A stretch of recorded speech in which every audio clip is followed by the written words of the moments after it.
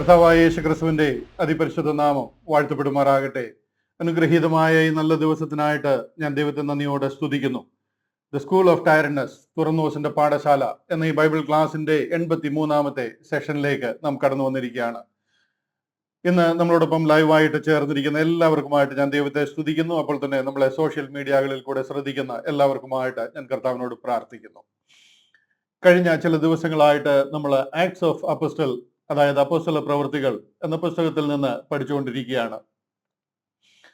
9-ാമത്തെ അധ്യായത്തിലേക്കാണ് നാം കടന്നു വന്നിരിക്കുന്നത്. അതിന്റെ പകുതി ഭാഗത്തോളം നമുക്ക് ചിന്തിക്കുവാനായിട്ട് ഇടയായി. ഇന്ന് ദൈവഹിതമായാൽ അത് ചിന്തിച്ച് തീർക്കണം. 9-ാമത്തെ അധ്യായം പഠിച്ചു തീർക്കണം എന്ന് ഞാൻ കർത്താവിൽ ആഗ്രഹിക്കുന്നു. കർത്താവ് അതിനായിട്ട് നമ്മളെ സഹായിക്കട്ടെ.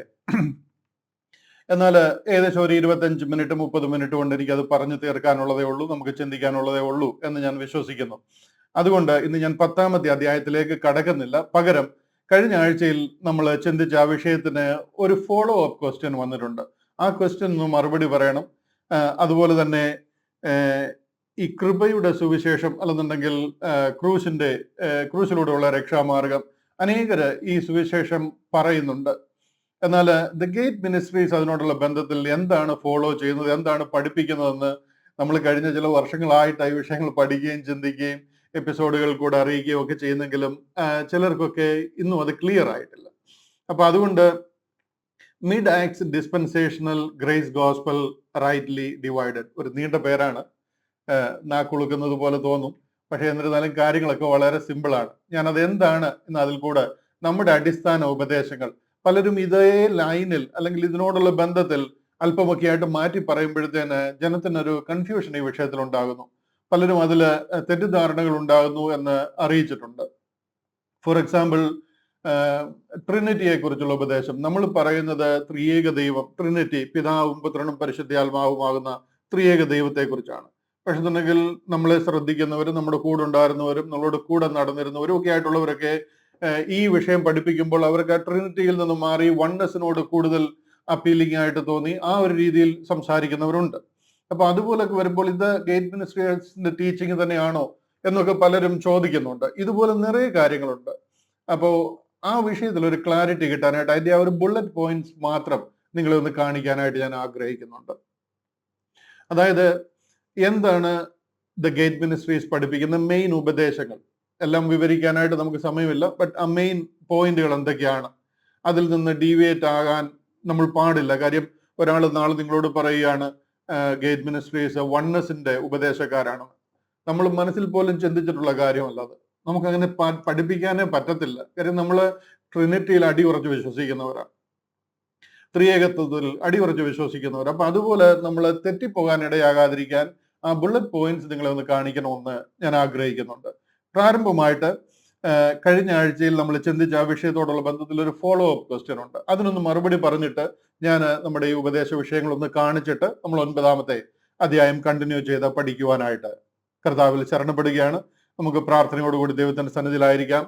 അപ്പോൾ തന്നെ ഒരു കാര്യം കൂടി ഓർപ്പിക്കട്ടെ. അടുത്ത ആഴ്ചയിൽ, അടുത്ത ശനിയാഴ്ച, അതായത് 13-ാം തീയതി ഏപ്രിൽ മാസം നമുക്ക് ബൈബിൾ ക്ലാസ് ഉണ്ടായിരിക്കത്തില്ല. 13th ഏപ്രിൽ ഞാൻ ഔട്ട് ഓഫ് കൺട്രി ആണ്, ട്രാവൽ ചെയ്യുകയാണ്. നാട്ടിലുണ്ടാവും. കോട്ടയത്തെ ചർച്ചിൽ 14-ാം തീയതി സൺഡേയിൽ 14-ാം തീയതി ഏപ്രിൽ 14-ാം തീയതി സൺഡേയിൽ കോട്ടയത്തെ ചർച്ചിൽ ആരാധനയ്ക്ക് എൽദോ ബ്രദർ ലീഡ് ചെയ്യുന്ന ചർച്ചിലുണ്ടാവും. നിങ്ങളൊക്കെ ഒന്നിച്ച് ചേരാൻ കഴിയുന്നവരുണ്ടെന്നുണ്ടെങ്കിൽ വന്നാൽ കാണാൻ കഴിയും. വളരെ സന്തോഷമാണ്. അതുകൊണ്ട് അടുത്ത ആഴ്ചയിലെ ഈ ബൈബിൾ ക്ലാസ് നമുക്ക് കാണത്തില്ല.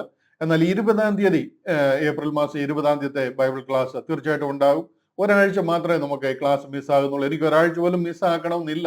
ബട്ട് അൺഫോർച്ചുനേറ്റ്ലി എത്രമാത്രം കണക്ഷൻ കാര്യങ്ങളൊക്കെ എനിക്ക് എസ്റ്റാബ്ലിഷ് ചെയ്യാൻ പറ്റുമെന്ന് അറിയത്തില്ല. അതുകൊണ്ട് ഞാൻ അറിഞ്ഞുകൊണ്ട് ഒരു ദിവസം ബ്രേക്ക് എടുക്കുകയാണ്. 20-ാം തീയതി മുതൽ നമ്മുടെ ബൈബിൾ ക്ലാസ് കണ്ടിന്യൂ ചെയ്യും. നമുക്ക് ഉത്സാഹത്തോടെ ദൈവത്തിന്റെ സന്നിധിയിലായിരിക്കാം. മത്തായി, മർക്കോസ്, ലൂക്കോസ്, യോഹന്നാൻ എന്ന 4 സുവിശേഷങ്ങൾ അത് പുതിയ നിയമത്തിന്റെ ഭാഗമാണോ അതോ പഴയ നിയമത്തിന്റെ ഭാഗമാണോ എന്നൊരു ചോദ്യം, എന്നൊരു വിഷയമുണ്ടായിരുന്നു. അതിനെ ഒരല്പം ഡീറ്റെയിൽ ആയിട്ട് കഴിഞ്ഞ ആഴ്ചയിൽ നമുക്ക് ചിന്തിക്കുവാനായിട്ട് കഴിഞ്ഞു. തിരുവചനത്തെ റോങ്ലി ഡിവൈഡ് ചെയ്തത് കാരണം ഇങ്ങനൊരു ഡിവിഷൻ വന്നു. അതിനെക്കുറിച്ച് അല്പമായിട്ട് ഡീറ്റെയിൽ ആയിട്ട് ചിന്തിക്കുവാനിടയായി. അങ്ങനെ ക്രിസ്ത്യാനിറ്റിയിൽ നിറയെ ഉപദേശ പിശകുകൾ വരികയും 40,000-ലേറെ ഡിനോമിനേഷനുകളായിട്ട് ക്രിസ്ത്യാനിറ്റി വിഭജിക്കപ്പെടാൻ ഇടയായി എന്ന് ചിന്തിച്ചു. എന്നാൽ അതിനോടുള്ള ബന്ധത്തിൽ ക്രിസ്ത്യാനിറ്റിയിൽ തെറ്റായ ഉപദേശങ്ങൾ വരുവാനും പല ഡിനോമിനേഷനുകളായി മാറാനുമുള്ള മറ്റൊരു പ്രധാന കാരണം അത് കമ്പൈൽ ചെയ്തപ്പോൾ, അതായത് ബൈബിൾ കമ്പൈൽ ചെയ്തപ്പോൾ അതിലെ പല ബുക്കുകളും എടുത്തു മാറ്റി. കുറിപ്പായിട്ടും അപ്പോക്രിഫ എന്ന് പറയുന്ന പുസ്തകം എടുത്തു മാറ്റി. കൂടാതെ നിറയെ പുസ്തകങ്ങൾ ഉണ്ടായിരുന്നു. Gospel of Thomas, gospel of Barnabas, gospel of Mary, gospel of Ignatius, അങ്ങനെ നിറയെ ഉണ്ട്. ഞാൻ ഒരു ദിവസം വേണമെന്നുണ്ടെങ്കിൽ ആ ഒരു വിഷയത്തെക്കുറിച്ച് ഒരു ക്ലാസ് ഇടാം എന്ന് ആഗ്രഹിക്കുന്നുണ്ട്. നിറയെ കൺഫ്യൂഷൻസ് കാണുകയാണെന്നുണ്ടെങ്കിൽ തീർച്ചയായിട്ടും ആ ഒരു വിഷയം, എങ്ങനെയാണ് ഈ ബുക്കുകൾ കമ്പൈൽ ആയതും, എന്താണ് ഇതിന്റെ ഹിസ്റ്ററി, പുറമോട്ടുള്ള ഹിസ്റ്ററി, മുന്നോട്ടുള്ള കഴിഞ്ഞ നാളുകളിലെ ഹിസ്റ്ററി എന്താണെന്നുള്ളത് നമുക്ക് വേണമെങ്കിൽ ഒരു ക്ലാസ് ആയിട്ട് തന്നെ അതിനെ ചിന്തിക്കാം. എന്നാൽ ഇന്നത്തെ വിഷയം ഇതാണ്, അതായത് Latin Vulgate, Roman Catholic Bible, അവർ ഫോളോ ചെയ്യുന്ന ലാറ്റിൻ വൾഗേറ്റ് എന്ന് പറയുന്ന ബൈബിൾ, അതായത് സെയിന്റ് ജെറോം എഴുതിയ സെപ്റ്റുവിജന്റ് എന്ന് പറയുന്ന വേർഷൻ, BC 200-കളിൽ എഴുതിയ ബൈബിൾ അല്ലത് തനാക്കാണ്. യഹൂദന്റെ തനാക്കാണ് സെപ്റ്റുവിജന്റ് വേർഷനിലേക്ക് എഴുതിയത്. ആ സെപ്റ്റുവിജന്റ് വേർഷനിൽ എഴുതിയ തനാക്കിനും അതുപോലെ തന്നെ ഒറിജിനൽ അരമായിക്, ഗ്രീക്ക് അല്ലെങ്കിൽ ഹീബ്രു ഭാഷകളിൽ എഴുതിയ ആ പുസ്തകങ്ങളുടെ ബേസിസിലാണ് ലാറ്റിൻ വൾഗേറ്റ് ട്രാൻസ്ലേറ്റ് ചെയ്തേക്കുന്നത്. അന്ന് ആ ട്രാൻസ്ലേറ്റ് ചെയ്ത ലാറ്റിൻ വൾഗേറ്റ് അപ്പോക്രിഫ പുസ്തകങ്ങൾ ഉൾപ്പെടുത്തിയിരുന്നു. പഴയ നിയമത്തിൽ 46 പുസ്തകങ്ങൾ ഉണ്ടായിരുന്നു. അതിനുശേഷം റോമൻ കാത്തലിക് ചർച്ചുകൾ ഫോളോ ചെയ്യുന്ന ഈ പുസ്തകത്തിൽ 46 പഴയ നിയമ പുസ്തകങ്ങളും 27 പുതിയ നിയമ പുസ്തകങ്ങളും ഈ അപ്പോക്രിഫ 5 പുസ്തകങ്ങളും എല്ലാം കൂടെ ചേർന്ന് 78 പുസ്തകങ്ങളുള്ള ഒരു ബുക്കാണ്. അത് കാലാകാലങ്ങളിൽ ഓരോരുത്തരുടെ ഉപദേശപ്രകാരം അതിനെ മാറ്റിയെന്നും ആ പുസ്തകങ്ങൾ മാറ്റിയത് കാരണമാണ് ഇന്ന് 40,000-ലേറെ ഡിനോമിനേഷനായിട്ട് ക്രിസ്ത്യാനിറ്റി പിരിയാൻ കാരണമെന്നും റോമൻ കാത്തലിക് വിശ്വാസത്തിൽ പാരമ്പര്യമുള്ള പലരും വിശ്വസിക്കുന്നു, അല്ലെങ്കിൽ ഇന്നും അതിൽ നിൽക്കുന്നവര് പലരും വിശ്വസിക്കുന്നു. എൻ്റെ ഈ ക്ലാസ് കേട്ടിട്ട് ചിലർ എന്നോട് അഭിപ്രായം പറഞ്ഞു, ബ്രദർ പറഞ്ഞത് ശരിയായിരിക്കുമ്പോൾ തന്നെ ഇങ്ങനെ കുറെ പുസ്തകങ്ങൾ എടുത്തു മാറ്റി, അത് കാരണമാണ് ഇങ്ങനൊരു പ്രശ്നം ഉണ്ടാകാൻ കാരണമായിരിക്കുന്നതെന്ന്. ശരിക്കും പറഞ്ഞു കഴിഞ്ഞാൽ ഒരു ദിവസം മുഴുവനും ഡിബേറ്റ് ചെയ്യുകയും ഡിസ്കസ് ചെയ്യുകയും ചെയ്യാവുന്ന വിഷയമാണ്. ആരോട്? ഇന്നത്തെ ക്രിസ്ത്യാനികളോട്. കാരണം ഇന്നത്തെ ക്രിസ്ത്യാനികൾ വിശ്വസിക്കുന്നത് ഉൽപ്പത്തി മുതൽ വെളിപ്പാട് വരെ നമ്മുടെ പുസ്തകമാണെന്നാണ്. അതുകൊണ്ട് ഇതിനകത്തിൽ നിന്ന് ചിലത് എടുത്തു മാറ്റി എന്ന് പറഞ്ഞു കഴിഞ്ഞാൽ അതൊരു കാര്യമായ പ്രശ്നം തന്നെയാണ്. അതുകൊണ്ട് നമുക്ക് എങ്ങും ലാൻഡ് ചെയ്യാൻ പറ്റാതെ വണ്ണം ഇതിനെ കുറെ നമുക്ക് ഡിസ്കസ് ചെയ്യാൻ പറ്റുന്ന ഒരു സബ്ജക്റ്റാണ്. എന്നാൽ ഈ വിഷയം നിങ്ങൾക്ക് ശരിക്കും മനസ്സിലാകാനായിട്ട് ഞാൻ സിമ്പിളായിട്ട് അതിന് മറുപടി പറയാം. അതായത് ബോഡി ഓഫ് ക്രൈസ്റ്റ്, ക്രിസ്തുവിന്റെ ശരീരമാകുന്ന സഭ, ഈ കൃപാ കാലഘട്ടത്തിലെ ദൈവസഭ എന്ന് പറയുന്നത് ബോഡി ഓഫ് ക്രൈസ്റ്റ് ആണ്. അതിന്റെ അടിസ്ഥാന ഉപദേശം എന്ന് പറയുന്നത് പോളൈൻ റെവലേഷൻസും പൗലോസ് അപ്പോസ്തലനോട് എഴുതിയ 13 പോളൈൻ എപ്പിസ്റ്റൽസുമാണ്. ആ അപ്പോസ്തലനായ പൗലോസിൽ കൂടി എഴുതിയ 13 ലേഖനങ്ങളിൽ കൂടിയാണ് ക്രിസ്ത്യാനിറ്റി അല്ലെങ്കിൽ ബോഡി ഓഫ് ക്രൈസ്റ്റ് എന്താണെന്ന് പറഞ്ഞിരിക്കുന്നത്. ഇന്നത്തെ ക്രിസ്ത്യാനിറ്റി നമ്മൾ നോക്കിക്കഴിഞ്ഞാൽ, ഞാൻ പറഞ്ഞല്ലോ 300 കോടി ക്രിസ്ത്യാനികൾ ലോകത്തിലുള്ളതിൽ 299 കോടിക്കും ബോഡി ഓഫ് ക്രൈസ്റ്റിന്റെ വിളി എന്താണെന്നേ അറിയത്തില്ല. അവര് ബോഡി ഓഫ് ക്രൈസ്റ്റ് എന്ന ദൈവസഭയുടെ ഭാഗമാണോ എന്ന് ചോദിച്ചാലും അവർക്ക് അറിയത്തില്ല. ഇനി ബോഡി ഓഫ് ക്രൈസ്റ്റ് എന്താണെന്ന് ചോദിച്ചാലേ അവർക്ക് അറിയത്തില്ല. അവർ പറയുന്നത് ബ്രൈഡ് ഓഫ് ക്രൈസ്റ്റിന്റെ വേറൊരു പേര്, അത്രേ ഉള്ളൂ എന്നാണ് അവർ മനസ്സിലാക്കിയിരിക്കുന്നത്. അതുകൊണ്ട് തന്നെ അവർക്ക് ഇതൊരു വിഷയമാണ്. എന്നാൽ ശരിക്കും ക്രിസ്തുവിന്റെ ശരീരമാകുന്ന സഭ എന്താണെന്ന് അറിയാവുന്നവർക്ക് വളരെ ക്ലിയർ ആണ്. അതിന്റെ ഉപദേശം പറഞ്ഞിരിക്കുന്നത് പോളൈൻ റെവലേഷനിലും പോളിലൂടെ എഴുതിയ 13 ലേഖനങ്ങളിലുമാണ്. അപ്പൊ അതിന് മുൻപും പിൻപും ഉള്ള ബുക്കുകൾ നമുക്ക് വേണ്ടേ? തീർച്ചയായിട്ടും നമുക്ക് വേണം. ഈ ബുക്കുകളെല്ലാം നമുക്ക് ഉപദേശത്തിനും ഗുണീകരണത്തിനും ശാസനത്തിനും വേണ്ടി നമ്മളോട് പറഞ്ഞിരിക്കുന്ന ബുദ്ധി ഉപദേശത്തിന് വേണ്ടി തന്നിരിക്കുന്നതാ. ഉൽപ്പത്തി പുസ്തകം ഇല്ലായിരുന്നു എന്നുണ്ടെങ്കിൽ, വെളിപ്പാട് പുസ്തകം ഇല്ലായിരുന്നു എന്നുണ്ടെങ്കിൽ, ആദിയിലും അന്തത്തിലും എന്ത് നടന്നുവെന്നും നടക്കുമെന്നും നമുക്ക് അറിയത്തില്ല. ആദ്യത്തെ 3 അധ്യായവും അവസാനത്തെ 3 അധ്യായവും ഇല്ലായിരുന്നുവെങ്കിൽ നമ്മൾ എവിടുന്ന് വന്നുവെന്നും നമ്മൾ എങ്ങോട്ട് പോകുന്നുവെന്നും നമുക്ക് അറിയത്തില്ല. തീർച്ചയായിട്ടും ഈ പുസ്തകങ്ങളെല്ലാം തന്നെ നമുക്ക് ബുദ്ധി ഉപദേശത്തിനും നമ്മുടെ അറിവിനും വേണ്ടി തന്നിരിക്കുന്നതാണ്. ബട്ട് നമ്മുടെ രക്ഷാമാർഗം, നമ്മുടെ വിളി, നമ്മുടെ തിരഞ്ഞെടുപ്പ്, നമ്മുടെ സുവിശേഷം, നമ്മുടെ വീണ്ടെടുപ്പ്, നമ്മുടെ ജസ്റ്റിഫിക്കേഷൻ, നമ്മുടെ സാങ്ക്ടിഫിക്കേഷൻ, നമ്മളെ സ്വർഗത്തിലേക്ക് ചേർക്കപ്പെടുന്നത്, നമ്മുടെ നിത്യവാസം, സകല കാര്യങ്ങളും എഴുതിയിരിക്കുന്നത് ഈ പൊളൈൻ റെവലേഷനിലും ഈ 13 ബുക്കുകളിലുമാണ്. അതുകൊണ്ട് തന്നെ ക്രിസ്ത്യാനിറ്റിയെ സംബന്ധിച്ചിടത്തോളം ഇതിന്റെ കൂടെ ഈ 13 ലേഖനങ്ങളുടെ കൂടെ ഇപ്പുറത്ത് ഒരു 40 ബുക്കും അപ്പുറത്ത് ഒരു 55 ബുക്കും ആഡ് ചെയ്താലും ചെയ്തില്ലെങ്കിലും ക്രിസ്ത്യാനിറ്റിയിൽ ഒരു വ്യത്യാസവും വരത്തില്ല. മനസ്സിലായോ? നിങ്ങൾ തെറ്റിദ്ധരിക്കല്ല. ബോഡി ഓഫ് ക്രൈസ്റ്റ് എന്ന് പറയുന്ന ഉപദേശമാണ് ആക്ച്വൽ ക്രിസ്ത്യാനിറ്റി. ബട്ട് അൺഫോർച്ചുനേറ്റ്ലി നമ്മൾ ഇന്ന് ക്രിസ്ത്യാനികൾ 40,000-ലേറെ ഡിനോമിനേഷൻസ് ഉണ്ടെങ്കിലും എല്ലാവരും ക്രിസ്ത്യാനികൾ എന്നാണ് വിളിക്കുന്നത്. അതുകൊണ്ട് തന്നെ ഈ പുസ്തകത്തിൽ ഇങ്ങനെ ഉൽപ്പത്തിയിൽ നിന്ന് ഉപദേശം എടുത്തവരുണ്ട്, പുറപ്പാടിൽ നിന്ന് ഉപദേശം സ്വീകരിച്ചവരുണ്ട്, ലേവ്യ പുസ്തകം അടിസ്ഥാനമായ ഉപദേശം സ്വീകരിച്ചിരിക്കുന്നവരുണ്ട്. അതുകൊണ്ട് അവർക്ക് ഇതൊരു വലിയ വിഷയമാണ്. പക്ഷെ നമ്മളെ സംബന്ധിച്ചിടത്തോളം ഈ 13 ലേഖനങ്ങൾ ബൈബിളിൽ ഉള്ളിടത്തോളം കാലം this is our foundational doctrines. ഈ 13 ലേഖനത്തിലൂടെ ഇപ്പുറത്ത് 25 ബുക്കും അപ്പുറത്ത് 45 ബുക്കും കുത്തിക്കെട്ടിയാലും കൺസോളിഡേറ്റ് ചെയ്താലും ചെയ്തില്ലെങ്കിലും it doesn't make any difference to the body of Christ. ക്രിസ്തുവിന്റെ ശരീരമാകുന്ന സഭയുടെ ഉപദേശത്തിന് ഒരു വ്യത്യാസവും വരത്തില്ല. ഈ ക്രിസ്തുവിന്റെ ശരീരമാകുന്ന സഭ ആരംഭിച്ചത് പൗലോസ് അപ്പോസ്തലനെ ഡെമസ്കോസിൽ വെച്ച് ദൈവം വിളിച്ച നാൾ മുതലാണ്. ഇനി റാപ്ചർ നാൾ, ഇവിടുന്ന് നമ്മൾ ചേർക്കപ്പെടുന്നത് വരെയുള്ള ആ കാലഘട്ടത്തിലുള്ള ജനം ക്രിസ്തുവിന്റെ ശരീരമാകുന്ന സ്വർഗത്തിലേക്ക് പോകുന്ന സഭയുടെ ഭാഗമാണ്. പക്ഷെങ്കിൽ ഇന്ന് ക്രിസ്ത്യാനിക്ക് ഈ വിഷയം അറിയാത്തത് കൊണ്ട് നമ്മൾ അവിടുന്ന് ഇവിടുന്ന് എല്ലാം ഉപദേശം എടുത്തിരിക്കുന്നു, ഇത് മുഴുവനും നമ്മുടെ ഉപദേശമാണെന്ന് നമ്മൾ പറഞ്ഞിരിക്കുന്നത് കൊണ്ട്, റൈറ്റ്ലി ഡിവൈഡ് ചെയ്യാത്തത് കൊണ്ട്, യഹൂദീയ വിശ്വാസം എന്താണ്, ക്രിസ്തീയ വിശ്വാസം എന്താണെന്ന് നമുക്ക് അറിയാത്തത് കൊണ്ട്, പ്രോഫറ്റിക് പ്രോഗ്രാമും മിസ്റ്ററി റെവലേഷനും എന്താണെന്ന് നമുക്ക് അറിയാൻ വയ്യാത്തത് കൊണ്ട് ഈ പുസ്തകങ്ങളെല്ലാം തന്നെ നമ്മുടെ ഡോക്ടറിനൽ ബുക്കായിട്ട് നമ്മൾ കണ്ടിരിക്കുന്നു. അപ്പൊ അതിലെ 2-3 ബുക്കുകൾ പോയി എന്ന് പറഞ്ഞു കഴിഞ്ഞാൽ, അപ്പോക്രിഫ ബുക്കുകൾ പോയി, അല്ലെന്നുണ്ടെങ്കിൽ ചില സുവിശേഷങ്ങൾ പോയി എന്ന് പറഞ്ഞു കഴിഞ്ഞാൽ it makes a big difference. അതുകൊണ്ടാണ് അവരങ്ങനെ വിശ്വസിക്കുന്നത്. ഇതിലെ ചില പുസ്തകങ്ങൾ എടുത്തു മാറ്റി. അതുകൊണ്ട് ക്രിസ്ത്യാനിറ്റി ഇന്ന് 40,000-ലേറെയായി. ടു എ സർട്ടൺ എക്സ്റ്റെന്റ് അത് കറക്റ്റ് ആണ്. പക്ഷെ എന്നുണ്ടെങ്കിൽ ഒറിജിനൽ ക്രിസ്ത്യാനി എന്ന് പറയുന്ന ദൈവസഭയ്ക്ക്, യേശു ക്രിസ്തുവിന്റെ ശരീരമാകുന്ന സഭ, ഞാനും നിങ്ങളും അടങ്ങിയിരിക്കുന്ന യേശു ക്രിസ്തുവിന്റെ ശരീരമാകുന്ന സഭയ്ക്കുള്ള ഉപദേശം പറഞ്ഞിരിക്കുന്നത് റോമാലേഖനം മുതൽ ഫിലോമോൻ എഴുതിയ ലേഖനം വരെയാണ്. അതിന്റെ അർത്ഥം, please don't get me wrong, അതിന്റെ അർത്ഥം അതിന് മുമ്പുള്ളതെല്ലാം കളഞ്ഞിട്ട് നമ്മളൊരു 13 ലേഖനമുള്ള ഒരു കൊച്ചു ബുക്കുമായിട്ട് നടന്നാൽ മതിയെന്നല്ല.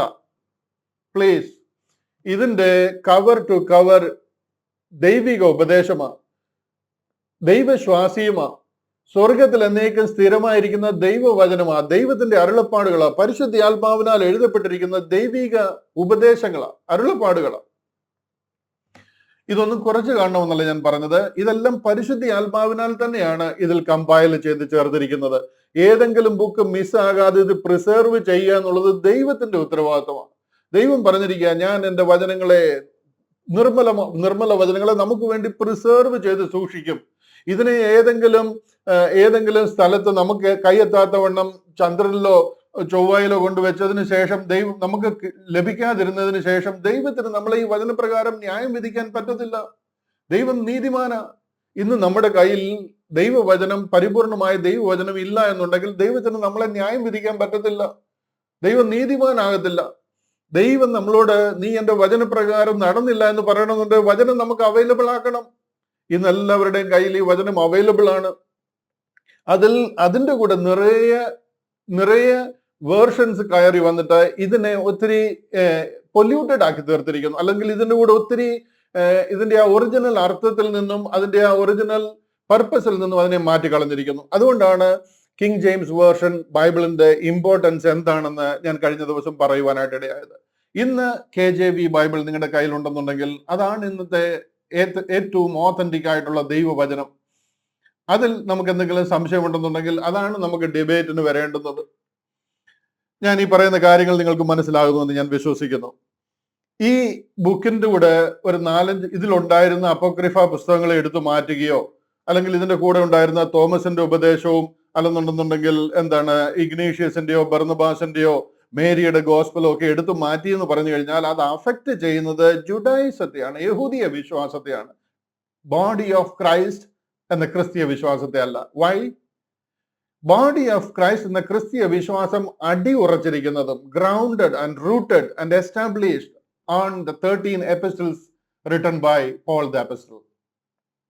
അപ്പോസ്തലനായ പൗലോസ് എഴുതിയിരിക്കുന്ന 13 ലേഖനങ്ങളിലാണ് ക്രിസ്ത്യാനിറ്റിയുടെ ബേസ്, അതിന്റെ അടി ഉറച്ചു നിൽക്കുന്നത്. അതിൻ്റെ കൂടെ 4 കൂട്ടിയാലും 4 അതിന്റെ സൈഡിൽ നിന്ന് കൂട്ടിയാലും കുറച്ചാലും it doesn't make any difference to Christianity actually. പക്ഷെ ഇന്ന് ക്രിസ്ത്യാനിറ്റി ഇങ്ങനെ ഒത്തിരിയും ഉപദേശങ്ങളിൽ അലഞ്ഞുഴലുന്ന ഇതുപോലെ നിൽക്കുന്നത് കാരണം നമുക്ക് ഇതൊക്കെ ഒരു വിഷയമാണ്.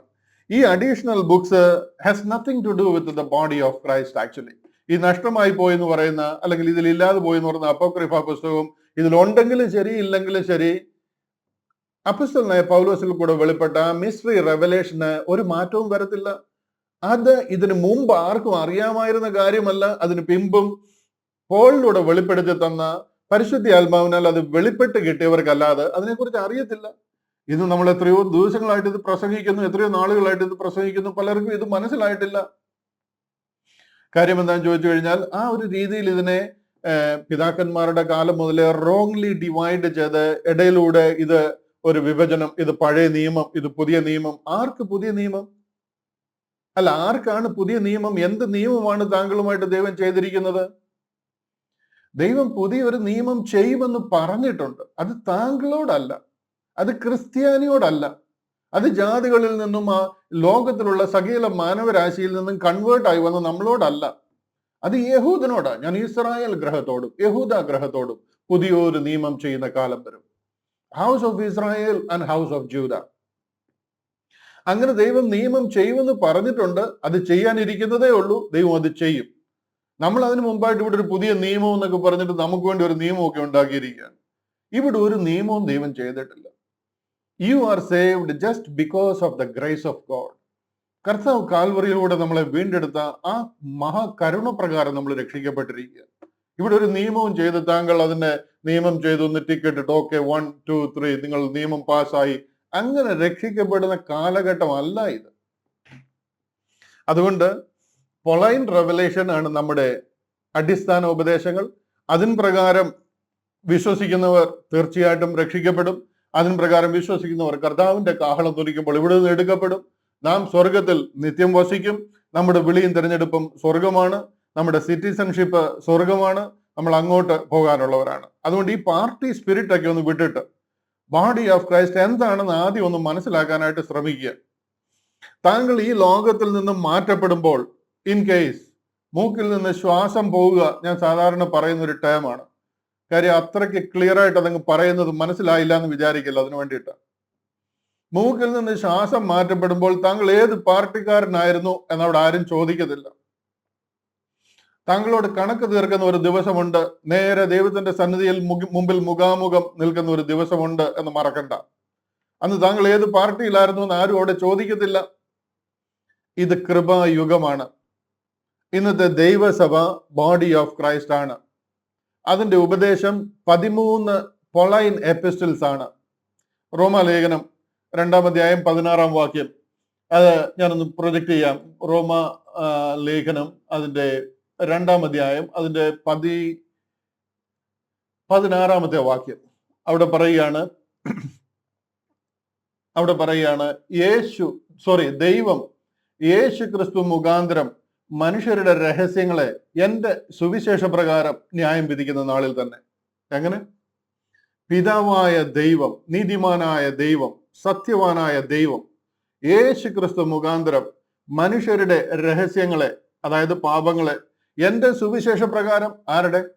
പൗലോസ് അപ്പോസ്തലനിൽ കൂടി എഴുതപ്പെട്ടിരിക്കുന്ന സുവിശേഷ പ്രകാരം ന്യായം വിധിക്കുന്ന നാളിൽ തന്നെ. ഇപ്പോൾ റോമാലേഖനം ഫൗണ്ടേഷണൽ ഡോക്ട്രിൻസ് ഓഫ് ക്രിസ്ത്യാനിറ്റി എന്നറിയപ്പെടുന്ന ബുക്കാണ് റോമാലേഖനം. അവിടെ പറയുകയാണ്, in the day when God shall judge the secrets of men by Jesus Christ according to my gospel. എന്നിൽ കൂടി അറിയിച്ച ഈ സുവിശേഷ പ്രകാരം ദൈവം മനുഷ്യരുടെ രഹസ്യങ്ങളെ ന്യായം വിധിക്കും. ഇതിനെ പൂർണ്ണമായിട്ടും കറക്റ്റായിട്ടും പഠിച്ചില്ല എന്നുണ്ടെന്നുണ്ടെങ്കിൽ നമ്മൾ ഈസി ആയിട്ട് തെറ്റായ ഉപദേശത്തിലേക്ക് ചെന്ന് ചേരും. ഞാൻ നിങ്ങളെ ഒരു വാക്യം കൂടെ ഒന്ന് കാണിച്ചോട്ടെ, 1-2 വാക്യം ഒന്ന് വായിച്ച് കേൾപ്പിച്ചോട്ടെ. നമ്മൾ ഇന്ന് മത്തായി, മർക്കോസ്, ലൂക്കോസ്, യോഹന്നാൻ നമ്മളുടെ ഉപദേശമാണ്. അത് ദൈവം ലോകത്തിൽ വന്ന് പഠിപ്പിച്ചതാണ്. ഇതിന്റെ അപ്പുറത്ത് വേറൊരു സുവിശേഷമില്ല, ഇതിനെക്കാട്ട് വലിയ പോളുണ്ടോ എന്നൊക്കെ നമുക്ക് വേണമെങ്കിൽ ചോദിക്കാം. നമ്മൾ നമ്മളെ തന്നെ കണ്ണ് അടച്ചീരിട്ടാക്കല്ല.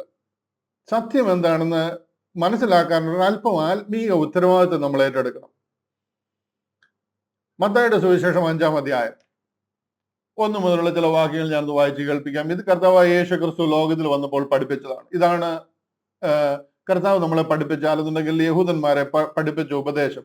കാര്യം എന്താണെന്ന് ചോദിച്ചാൽ, കർത്താവ് യഹൂദന്മാരുടെ ഇടയിലേക്കാണ് വന്നത്. എന്നെ ഇസ്രായേൽ ഗ്രഹത്തിലേക്ക് കാണാതെ പോയ ആടുകളുടെ അരികിലേക്കല്ലാതെ അയച്ചിട്ടില്ല.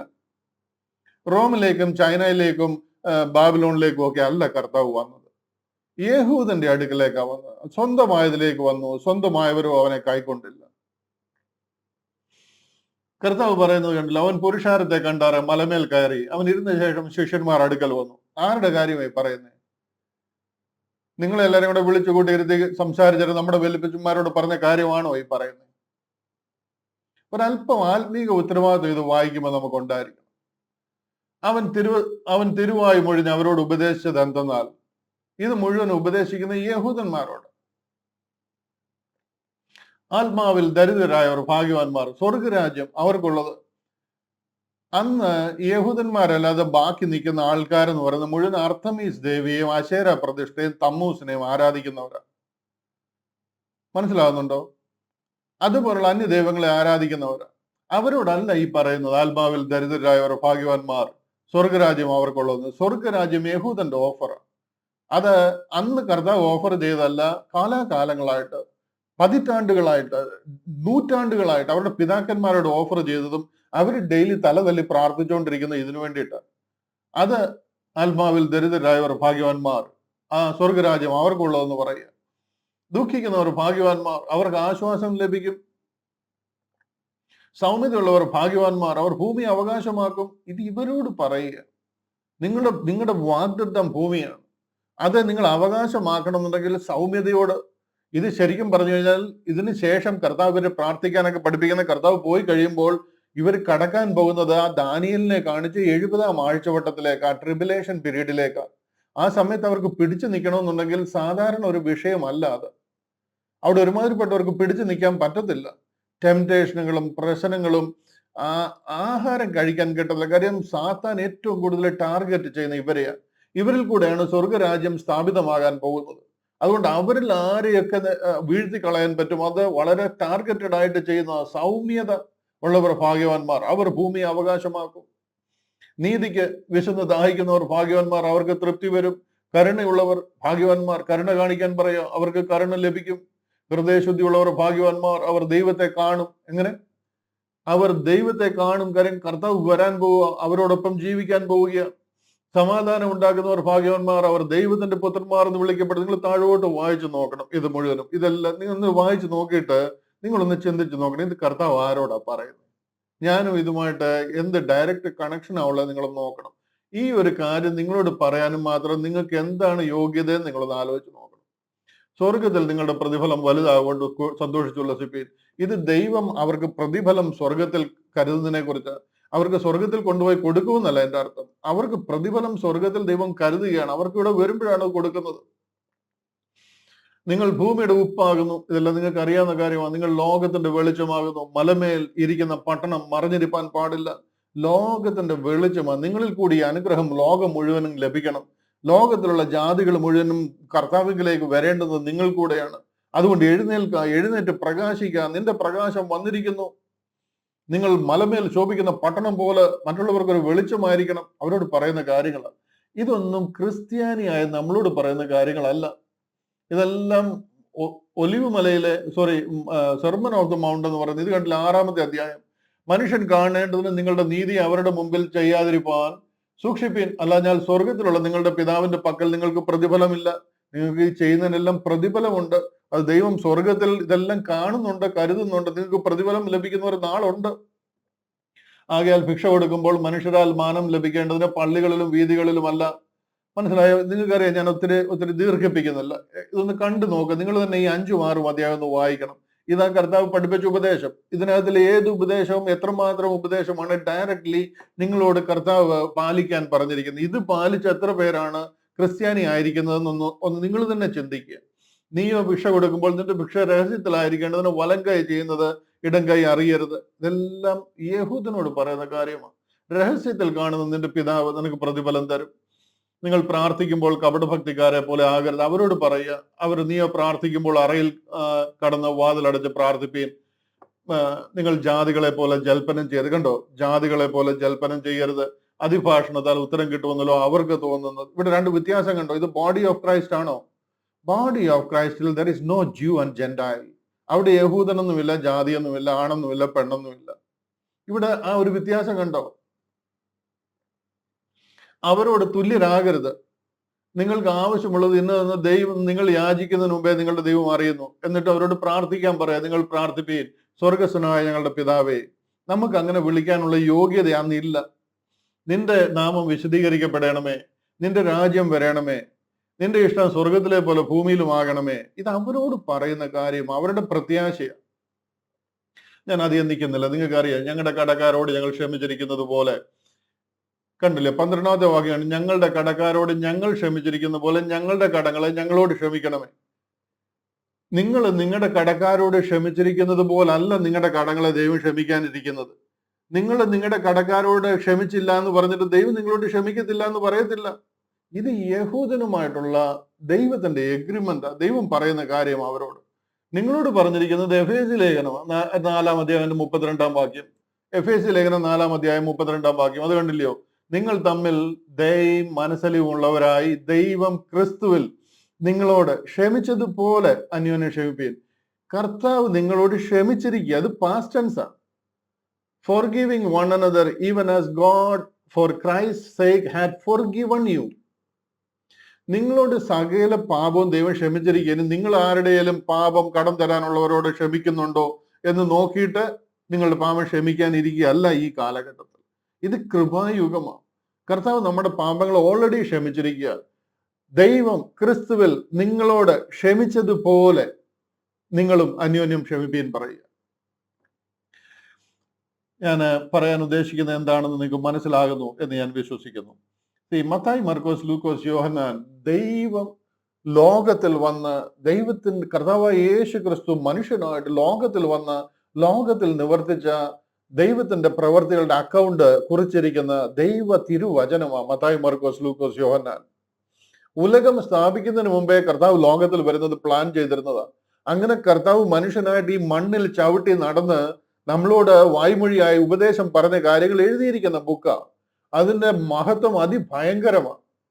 അത് ഏറ്റവും മഹത്വമേറിയ ബുക്കുകളിൽ 4 ഒട്ടും സംശയമില്ലാത്ത കാര്യമാണ്. പക്ഷെ എന്നുണ്ടെങ്കിൽ അത് ആരോട് പറഞ്ഞിരിക്കുന്നുവെന്ന് നമ്മളൊന്ന് അറിയണം. ഇല്ല എന്നുണ്ടെന്നുണ്ടെങ്കിൽ അതിൽ കൂടെ സാധാരണ നമ്മളെ തെറ്റിച്ചുകളെ. ഈ പറഞ്ഞിരിക്കുന്ന കാര്യങ്ങൾ നിങ്ങൾ പിടിച്ചു നിന്നു കഴിഞ്ഞാൽ നമ്മുടെ വിളി എന്താണെന്ന് നമ്മൾ അറിയാതെ പോകും. കാഹളം ധ്വനിക്കുമ്പോൾ നമ്മൾ ഇവിടെ നിന്നു പോകും. നമുക്ക് അതിനെക്കുറിച്ച് അറിയത്തേ ഇല്ല. കർത്താവ് കാൽവറിയിൽ മരിച്ചത് എന്തിനാണെന്ന് ചോദിച്ചു കഴിഞ്ഞാൽ അറിയത്തില്ല. ഇന്ന് ഏതെങ്കിലും ഒരു യഹൂദനെ കൊണ്ട് എനിക്കൊന്ന് പറഞ്ഞു തരാമോ എന്തിനാ കർത്താവ് കാൽവറിയിൽ മരിച്ചതെന്ന്? തനാക്ക് ഫോളോ ചെയ്യുന്ന ഏതെങ്കിലും ഒരു യഹൂദനെ കൊണ്ടൊന്നും പറഞ്ഞു കേൾപ്പിക്കാമോ എന്തിനാ കർത്താവ് കാൽവറിയിൽ മരിച്ചതെന്ന്? അവർക്ക് അറിയത്തില്ല.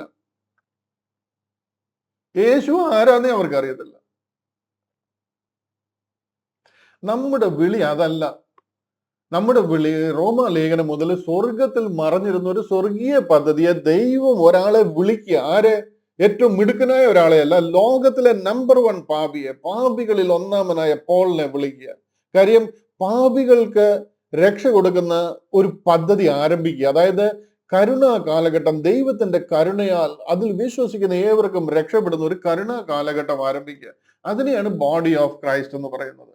നമ്മൾ 11ാമത്തെ അധ്യായത്തിൽ വരുമ്പോഴത്തേന് അവർക്ക് ക്രിസ്ത്യാനികൾ എന്ന് പേരായി, അന്ത്യോക്യയിൽ വെച്ച് അവർക്ക് ക്രിസ്ത്യാനികൾ എന്ന് പേരായി എന്ന് പറയുന്ന ഒരു ഭാഗമുണ്ട്. ഈ ക്രിസ്ത്യാനി എന്ന് പറയുന്ന ഒരു മാജിക് വേർഡൊന്നുമല്ല.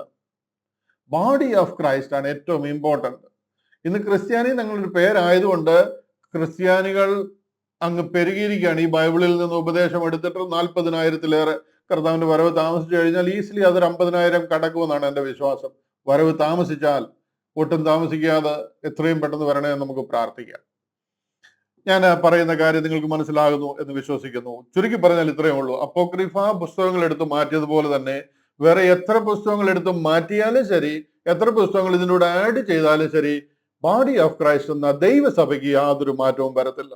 അത് മനസ്സിലാക്കാൻ ഇതിന്റെ ഇപ്പുറത്ത് 48 പുസ്തകവും അപ്പുറത്ത് 56 പുസ്തകവും വേണമെന്ന് നിർബന്ധമൊന്നുമില്ല.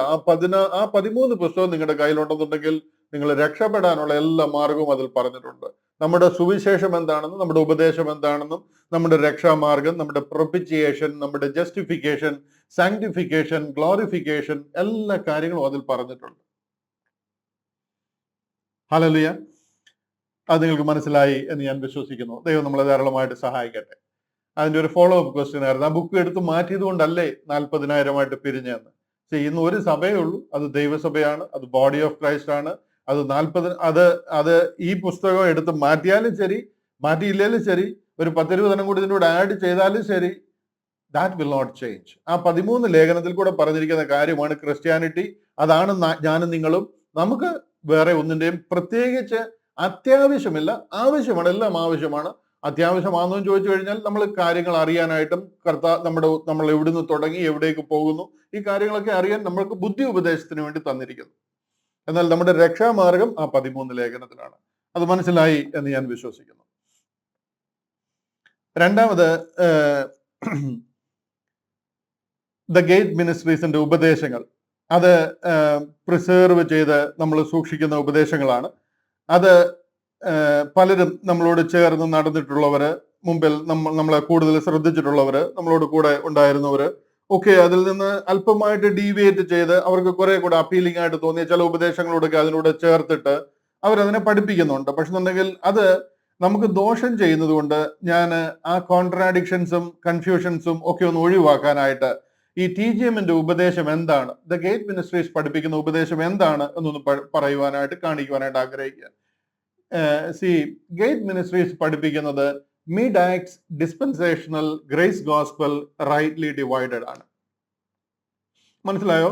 മിഡ് ആക്ട്സ് എന്ന് പറഞ്ഞു കഴിഞ്ഞാൽ ആക്ട്സ് ഓഫ് അപ്പോസ്റ്റൽ എന്ന് പറയുന്ന ബുക്കിന്റെ മിഡിലിൽ ആരംഭിച്ചതാണ് മിഡ് ആക്ട്സ്.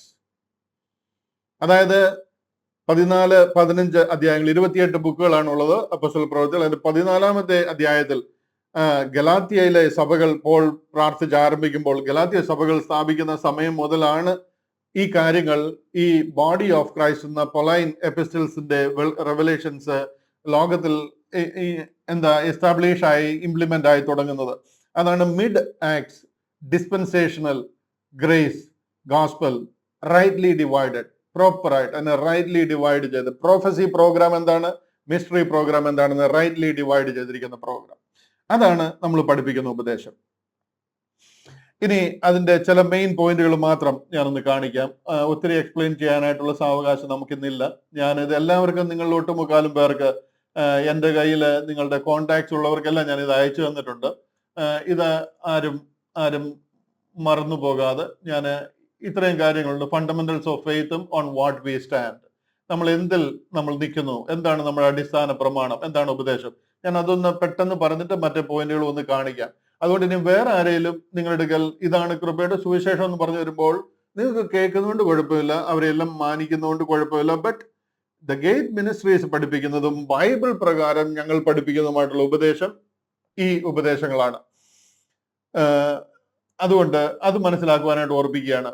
നമുക്ക് ഇപ്പൊ പെന്തക്കോസ്റ്റൽ ഉപദേശം ഫോർ എക്സാമ്പിൾ അത് എടുത്തു കഴിഞ്ഞാൽ അവർക്കറിയാം അപ്പോസ്തല പ്രവൃത്തികൾ 2 അവരുടെ ബേസിസ്.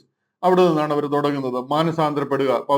പത്രോസ് അപ്പോസ്തലൻ പ്രസംഗിക്കുന്നല്ലോ, നിങ്ങൾ ഓരോരുത്തരും മാനസാന്തരപ്പെട്ട നിങ്ങളുടെ പാപങ്ങളുടെ മോചനത്തിനായി ഓരോരുത്തരും യേശുക്രിസ്തുവിന്റെ നാമത്തിൽ സ്നാനമേൽപ്പീൻ, എന്നാൽ പരിശുദ്ധാത്മാവെന്ന ദാനം ലഭിക്കും. ഇവിടെ തന്നെ അവരുടെ 3 ഉപദേശം ആ ഒറ്റ ലൈനിൽ തന്നെ ഉണ്ട്. 1 മാനസാന്തരപ്പെടുക, 2 ജലസ്നാനം സ്വീകരിക്കുക, 3 കാത്തിരുന്ന് പരിശുദ്ധാത്മാഭിഷേകം പ്രാപിക്കുക. ഇങ്ങനെയുള്ള ഉപദേശങ്ങൾ അത് അവിടുന്ന് എടുത്തിരിക്കുന്നതാണ്. അതുപോലെ അടുത്ത 39-40 ഒക്കെ പഠിച്ചു കഴിയുമ്പോഴത്തേന് അപ്പം നുറുക്കലും കൂട്ടായ്മയും പ്രാർത്ഥനയും ഉപവാസവും ഒക്കെ നമുക്ക് കാണുവാനായിട്ട് കഴിയും. അങ്ങനെയുള്ള ഉപദേശങ്ങൾ അവിടെ പറഞ്ഞിരിക്കുന്നത്. എന്ന് പറഞ്ഞതുപോലുള്ള ഉപദേശങ്ങളല്ല, ആ ഉപദേശങ്ങളല്ല നമ്മൾ സ്വീകരിക്കുന്ന കാര്യം. അത് ക്രിസ്ത്യാനിയോട് പറഞ്ഞ കാര്യമല്ല. അപ്പോസ്തല പ്രവൃത്തികൾ 2-ാം അധ്യായം നമ്മളൊരു 3 ദിവസം അവിടെ നിന്ന് പഠിച്ചതാണ് ആ വിഷയം. അവിടെ ഒരു ക്രിസ്ത്യാനിയോ ഒരു ജാതിയോ നിങ്ങൾ കാണത്തില്ല. ഉലകം മുഴുവൻ ചുറ്റിക്കിടക്കുന്ന ചിതറിക്കിടക്കുന്ന യഹൂദന്മാർ പെന്തക്കോസ്ത് ആചരണത്തിനായിട്ട് അവർ യെരുശലേമിൽ എത്തിയിരിക്കുക. അവരുടെ പിതാക്കന്മാരോട് പറഞ്ഞ വാഗ്ദത്ത പദ്ധതികൾ പത്രോസ് അപ്പോസ്തലന് കൂടെ അവിടെ നിന്ന് പ്രസംഗിക്കുക. ആ വാഗ്ദത്ത പ്രകാരം അവർ പരിശുദ്ധാത്മാവിന്റെ അഭിഷേകം പ്രാപിച്ചിരിക്കുക. അവരുടെ വാഗ്ദത്ത നിവർത്തി അവരുടെ പെരുന്നാളായിരിക്കുന്ന പെന്തക്കോസ്ത് നാളിൽ നടക്കുക. എവറിത്തിങ് ടു ഡു വിത്ത് ജൂ ആണ് ആ അധ്യായത്തിൽ നിങ്ങൾ കാണുന്നത്. ബട്ട് അൺഫോർച്ചുനേറ്റ്ലി ഈ പറഞ്ഞതുമാതിരി നമുക്ക് ഈ കാര്യങ്ങളൊന്നും അറിയാൻ വയ്യാത്ത കാരണം നമ്മൾ എന്തോ യഹൂദന്റെ ഒരു ഒരു എക്സ്റ്റൻഷൻ ആണെന്നൊക്കെ വിചാരിച്ചിരിക്കുന്നത് കാരണം നമ്മൾ അതെല്ലാം നമ്മുടെ ഉപദേശമാക്കി മാറ്റിയിരിക്കുക. എന്നാൽ എന്താണ് ദ ഗേറ്റ് മിനിസ്ട്രീസിന്റെ ഉപദേശം എന്ന് ചോദിച്ചു കഴിഞ്ഞാൽ, ബോൺ ഓഫ് ദ സ്പിരിറ്റ്. ഒന്നാമത്തെ ഉപദേശം ആത്മാവിൽ ജനിക്കുക. നമ്മൾ ഒരു പാപിയായ മനുഷ്യൻ, അവൻ എങ്ങനെയാണ് ആത്മാവിൽ ജനിക്കുന്നത്? അവന്റെ എന്തെങ്കിലും ഗുണം കൊണ്ടോ അവന്റെ എന്തെങ്കിലും മേന്മ കൊണ്ടോ അല്ല അവൻ ആത്മാവിൽ ജനിക്കുന്നത്. മനസ്സിലായോ? ഒന്നും അദ്ദേഹത്തിലുണ്ടായ ഒരു മാറ്റം, ഇതുവരെ 25 ബീഡി വലിച്ചിരുന്നു, ഇനി മുതൽ ഞാനൊരു 2 ബീഡി, ഒരു 5 ബീഡിയിലേക്ക് കുറയ്ക്കുകയാണ്. അങ്ങനെ ഒരു മനംമാറ്റം ഉണ്ടായിട്ട് പുള്ളി ഒരു ഒരു ഒരു ശുദ്ധനായിട്ട് മാറും. പിന്നെ ജീവിതം പുള്ളി പിന്നെ വെള്ള ഉടുപ്പൊക്കെ ഇടാൻ തുടങ്ങും, പിന്നെ മീശയൊക്കെ വടിക്കും. അത് കഴിഞ്ഞിട്ട് കുറച്ചൊരു ഒരു മാനസാന്തരമൊക്കെ ഉണ്ടായി, ഒരു എന്താ പറയുക, ഒരു നല്ല ഒരു ഒരു ജീവിതത്തിലേക്ക് കടക്കുകയാണ്. മാനസാന്തരമൊക്കെ ആയതിനു ശേഷം പുള്ളി ഒരു ഒന്ന് ശരിയായതിനു ശേഷം ജലസ്നാനം സ്വീകരിക്കും. മനസ്സിലായോ? അങ്ങനെ ഒരു മാനസാന്തരത്തെ കുറിച്ചല്ല നമ്മൾ പറയുന്നത്. നമുക്ക് അങ്ങനെ ഉണ്ടാകുന്ന ഒരു മാനസാന്തരമേ അല്ല നമ്മുടെ മാനസാന്തരം. ബോൺ ഓഫ് ദ സ്പിരിറ്റ് എന്ന് പറഞ്ഞു കഴിഞ്ഞാൽ ആത്മാവിൽ വീണ്ടും ജനിക്കുക. ഈ ആത്മാവിൽ ജനിക്കുക എന്ന് പറഞ്ഞു കഴിഞ്ഞാൽ പരിശുദ്ധ ആത്മാവിനാൽ നമ്മൾ പാപികളായിരുന്നു എന്നുള്ള ബോധ്യം നമുക്കുണ്ടാവുകയും ആ പാപത്തിന്റെ പരിഹാരമായി കർത്താവ് കാൽവറിയിൽ നമുക്ക് വേണ്ടി യാഗമായി എന്നും ആ കാൽവറിയിലൂടെ ഒഴുകിയ തങ്ക രക്തത്താൽ നമ്മളെ വീണ്ടെടുത്തിരിക്കുന്നുവെന്നും എന്റെ പാപം ദൈവം കഴുകി കളഞ്ഞിരിക്കുന്നുവെന്നുള്ള ആഴമായ വിശ്വാസവും അതിലെ സമർപ്പണവും ഒരു മനുഷ്യൻ ഉണ്ടാകുന്നതിനെയാണ് ബോൺ ആഫ്റ്റർ ദ സ്പിരിറ്റ് എന്ന് പറയുന്നത്. ആത്മാവിൽ ജനിക്കുക. ആ ഒരു പൂർണ്ണമായ ബോധ്യം അവനിൽ ഉണ്ടാകുമ്പോൾ അവന്റെ അന്തരീയ ഇന്ദ്രിയങ്ങളെ ശോധന ചെയ്യുന്ന ദൈവം അവന്റെ ഉള്ളിൽ നടക്കുന്ന പരിവർത്തനം മനസ്സിലാക്കുകയും അവനെ പരിശുദ്ധ ആത്മാവിനാൽ മുദ്രയിടുകയും ചെയ്യുക. അതാണ് രണ്ടാമത്തെ ഉപദേശം, ബാപ്റ്റിസം ഇൻ ഹോളി സ്പിരിറ്റ്. ഇത് നടക്കുമ്പോൾ തന്നെ പൂർണ്ണമായിട്ട് വാസ്തവമായിട്ട് അതിലുള്ള ഒരു സമർപ്പണം ഉണ്ടായി ദൈവത്തിന്റെ സന്നിധിയിൽ സാഷ്ടാംഗം വീഴുന്ന രീതിയിൽ നമുക്കൊരു സമർപ്പണം ഉണ്ടാകുന്നതിനെയാണ് നമ്മുടെ ഹൃദയത്തിൽ നടക്കുന്ന പരിവർത്തനം, അല്ലെങ്കിൽ ആത്മാവിൽ നമ്മുടെ ഉള്ളിൽ ഉണ്ടാകുന്ന ഒരു വീണ്ടും ജനനം, അല്ലെങ്കിൽ ആത്മാവിൽ ജനിക്കുക എന്ന് പറയുന്നത്. അതൊരു മനുഷ്യനിൽ വാസ്തവമായിട്ട് ഉണ്ടായി കഴിയുമ്പോൾ പരിശുദ്ധ ആത്മാവിനാൽ അവനെ ദൈവം മുദ്രയിടുകയാണ്. ഇത് മനുഷ്യരാരും ചെയ്യുന്നതല്ല, ഒരു മനുഷ്യന് ഇത് അറിയത്തുമില്ല, അവൻ തന്നെ ഇത് അറിയണമെന്ന് നിർബന്ധമില്ല. ചൂടുണ്ടാകുവോ തണുപ്പുണ്ടാകുവോ കാറ്റുണ്ടാകുവോ ഒന്നും ഉണ്ടാകണമെന്നില്ല. പരിശുദ്ധ ആത്മാവിനാൽ നമ്മിൽ നടക്കുന്ന ഒരു പ്രവർത്തനമാണ്. പരിശുദ്ധ ആത്മാവിനാൽ നമ്മെ മുദ്രയിടുക. ഇതൊന്നും ഞാൻ ചുമ്മാത് പറഞ്ഞു പോകുന്നത്, ഇതെല്ലാം വചനത്തിന്റെ അടിസ്ഥാനത്തിലാണ് ഞാൻ പറയുന്നത്. ഈ എന്താ പറയുന്നത്, ഈ ഡോക്ടർ എന്ന് പറയുന്നത് ബോൺ ഓഫ് ദ സ്പിരിറ്റ് എന്ന് പറയുമ്പോൾ കണ്ടില്ലേ, വെൻ എ പേഴ്സൺ ബിലീവ്സ്, നിങ്ങൾക്ക് ആ ഒരു ബുക്ക് മുഴുവനും അതിന്റെ ഡീറ്റെയിൽ ഞാൻ എഴുതിയിട്ടുണ്ട്, അത് നിങ്ങൾക്ക് കാണുവാനായിട്ട് കഴിയും. ബോൺ ഓഫ് ദ സ്പിരിറ്റ് എന്ന് പറഞ്ഞു കഴിഞ്ഞാൽ, when a person believes in the gospel of salvation and wholeheartedly trust in that word of truth, propitiation, death and the resurrection of Jesus Christ, ഈ കർത്താവിന്റെ ആ മരണത്തിലും ഉയർത്തെഴുന്നേൽപ്പിലും he is saved eternally and sealed with the Holy Spirit of promise. ആ വാഗ്ദത്തത്തിന് പരിശുദ്ധ ആത്മാവിനാൽ അവൻ മുദ്രയിടപ്പെടുകയാണ്. Born of the spirit is a new birth. ആത്മാവിൽ ജനിക്കുക എന്ന് പറയുന്ന ഒരു പുതിയ ജനനമാണ്, which is the work of the Holy Spirit. ഇത് പരിശുദ്ധ ആത്മാവിന്റെ പ്രവർത്തനമാണ്. നമ്മൾ എന്തെങ്കിലും കോഷ്യസ് ആയിട്ട് എടുക്കുന്ന ഒരു തീരുമാനമല്ല, പരിശുദ്ധ ആത്മാവിനാൽ നടക്കുന്ന ഒരു പ്രവർത്തനമാണ്. who places the believer into the body of Christ. നിങ്ങളെ വിശ്വസിച്ച് കഴിയുമ്പോൾ ആ ഒരു ആത്മാ സമർപ്പണം നമ്മുടെ ഉള്ളിൽ വന്നു കഴിയുമ്പോൾ വായ് കൊണ്ട് പറയുന്നതിലല്ല, നമ്മുടെ മനസ്സും ആത്മാവും ശരീരവും എല്ലാം അതിൽ സിങ്ക് ആകുകയാണ്. ആ വിശ്വാസത്തിൽ നമ്മൾ വന്നു കഴിയുമ്പോൾ പരിശുദ്ധ ആത്മാവിനാൽ നമ്മളെ മുദ്രയിടുക, ബോഡി ഓഫ് ക്രൈസ്റ്റിന്റെ ഭാഗമാക്കി തീർക്കുക. Believer into the who place the believer into the body of Christ. By one spirit are we all baptised into one body. ആ ബോഡി ഓഫ് ക്രൈസ്റ്റിന്റെ ഭാഗമാക്കി തീർക്കുക. It is a work of God the Holy Spirit. പരിശുദ്ധ ആത്മാവാൻ ദൈവത്താൽ നടക്കുന്ന കാര്യമാണ്, not of humans. മനുഷ്യനാൽ നടക്കുന്നതല്ല. എഫേസ്യ ലേഖനം 1-ാം അധ്യായം അതിന്റെ 13-14 വാക്യങ്ങൾ റെഫറൻസ് ആണ്. 1 കൊരിന്ത്യർ 12-ാം അധ്യായം 13-ാം വാക്യം വായിച്ചു നോക്കണം. റോമാലേഖനം 8-ാം അധ്യായം 9-ാം വാക്യം, ടൈറ്റസ് 3-ാം അധ്യായം 4-5 വാക്യങ്ങൾ. ഇതുപോലെ എല്ലാ കാര്യങ്ങളും എഴുതിയിട്ടുണ്ട്. എന്തിന്റെ അടിസ്ഥാനത്തിലാണ് ഈ ഈ ഉപദേശങ്ങൾ സ്വീകരിച്ചിട്ട്? ബാപ്റ്റിസം ഇൻ ഹോളി സ്പിരിറ്റ്, പരിശുദ്ധ ആത്മ സ്നാനം. അതെന്തിന്റെ അടിസ്ഥാനത്തിലാണ്? ഓരോ കാര്യങ്ങളും ഇതുപോലെ എഴുതിയിട്ടുണ്ട്. മനസ്സിലാകുന്നുണ്ടല്ലോ? അപ്പോൾ അത് ശ്രദ്ധിക്കുവാനായിട്ട്, നിങ്ങൾക്ക് അയച്ചു തന്നിട്ടുള്ള കാര്യങ്ങൾ കാണുവാനായിട്ടും സംശയമുണ്ടെങ്കിൽ ചോദിക്കാനായിട്ടും ഞാൻ വിനീതമായിട്ട് ഓർപ്പിക്കുക. ഞാൻ ഈ കാണിക്കുന്നത് ഇതാണ് നമ്മുടെ ഉപദേശങ്ങൾ എന്ന് മനസ്സിലാക്കാൻ വേണ്ടിയിട്ട്. Born of the spirit. 2, baptism in Holy Spirit. പരിശുദ്ധാത്മാവിനാൽ നമ്മളെ സ്നാനപ്പെടുത്തുക, മുദ്രയിടുക, സ്നാനപ്പെടുത്തുക. Baptism in Holy Spirit. നമ്മൾക്ക് സ്നാനം ഇല്ലേ എന്ന് ചോദിക്കും. നമുക്ക് തീർച്ചയായിട്ടും സ്നാനമുണ്ട്. പക്ഷെ ജലസ്നാനമല്ല, പരിശുദ്ധാത്മ സ്നാനമാണ്. അത് നമ്മുടെ ഇഷ്ടത്താൽ നടക്കുന്നതല്ല. അത് പരിശുദ്ധ ആത്മാവിനാൽ നമ്മെ ബാപ്റ്റൈസ് ചെയ്ത് ബോഡി ഓഫ് ക്രൈസ്റ്റ് എന്ന ദൈവസഭയുടെ ഭാഗമാക്കി തീർക്കുന്ന സ്നാനമാണ്. അതിൽ നമ്മളെ മുദ്രയിടുകയാണ് വീണ്ടെടുപ്പ് നാൾ വരെ. 3, വാക്ക് ഇൻ ദ സ്പിരിറ്റ്. പരിശുദ്ധ ആത്മാവിനെ അനുസരിച്ച് നടക്കണം. നമ്മുടെ ജഡത്തെ അനുസരിച്ചല്ല, ആത്മാവിനെ അനുസരിച്ച് നമ്മുടെ ജീവിതം ക്രമീകരിക്കണം. പിന്നെ നമുക്ക് എങ്ങനെയെങ്കിലും നടക്കാമെന്നല്ല, പാപം ചെയ്യാനുള്ള ലൈസൻസ് കിട്ടിയെന്നല്ല എൻ്റെ അർത്ഥം. You cannot commit any sin. നമ്മളെ വിശുദ്ധരും നിഷ്കളങ്കരുമാക്കേണ്ടതിന് ഉലക സ്ഥാപനം മുമ്പേ ദൈവം ക്രിസ്തുവിൽ തെരഞ്ഞെടുത്തിരിക്കുക. നമുക്ക് എങ്ങനെയും ജീവിക്കാനായിട്ടല്ല. എന്തെങ്കിലും പാപം ചെയ്യുന്ന കണ്ടു കഴിഞ്ഞാൽ അവനെ സഭയിൽ നിന്ന് പുറത്താക്കാനാ പോള് പറയുന്നത്. ഒരു നിമിഷം അവനെ വെച്ചേക്കല്ലെന്നാ പറയുന്നത്. നമ്മുടെ ഉപദേശം വളരെ സ്ട്രിക്റ്റാ. വിചാരിക്കുന്ന മാതിരി നമുക്ക് എന്ത് പാപം ചെയ്ത് ഏത് രീതിയിലും നടക്കാമെന്നല്ല. വാസ്തവമായിട്ട് ഒരാൾക്ക് ഈ കാര്യം മനസ്സിലാകുന്ന ആള് പാപത്തിലേക്ക് പോകാതെ അതിൽ നിന്നും ഏറ്റവും കൂടുതൽ ദൈവത്തോട് അടുക്കും. ആത്മാവിനെ അനുസരിച്ച് നടക്കാം. പരിശുദ്ധാത്മാവിനാൽ അവൻ നിയന്ത്രിക്കപ്പെടും. ജഡത്തെ അനുസരിച്ച് നടക്കല്ല. ജഡത്തിന്റെ ഇഷ്ടം, ജഡത്തിന്റെ മോഹങ്ങൾക്ക് അനുസരിച്ച് നടക്കല്ല. ജഡത്തെ അതിന്റെ രാഗമോഹങ്ങളോടുകൂടി ക്രൂശിച്ചിരിക്കുക.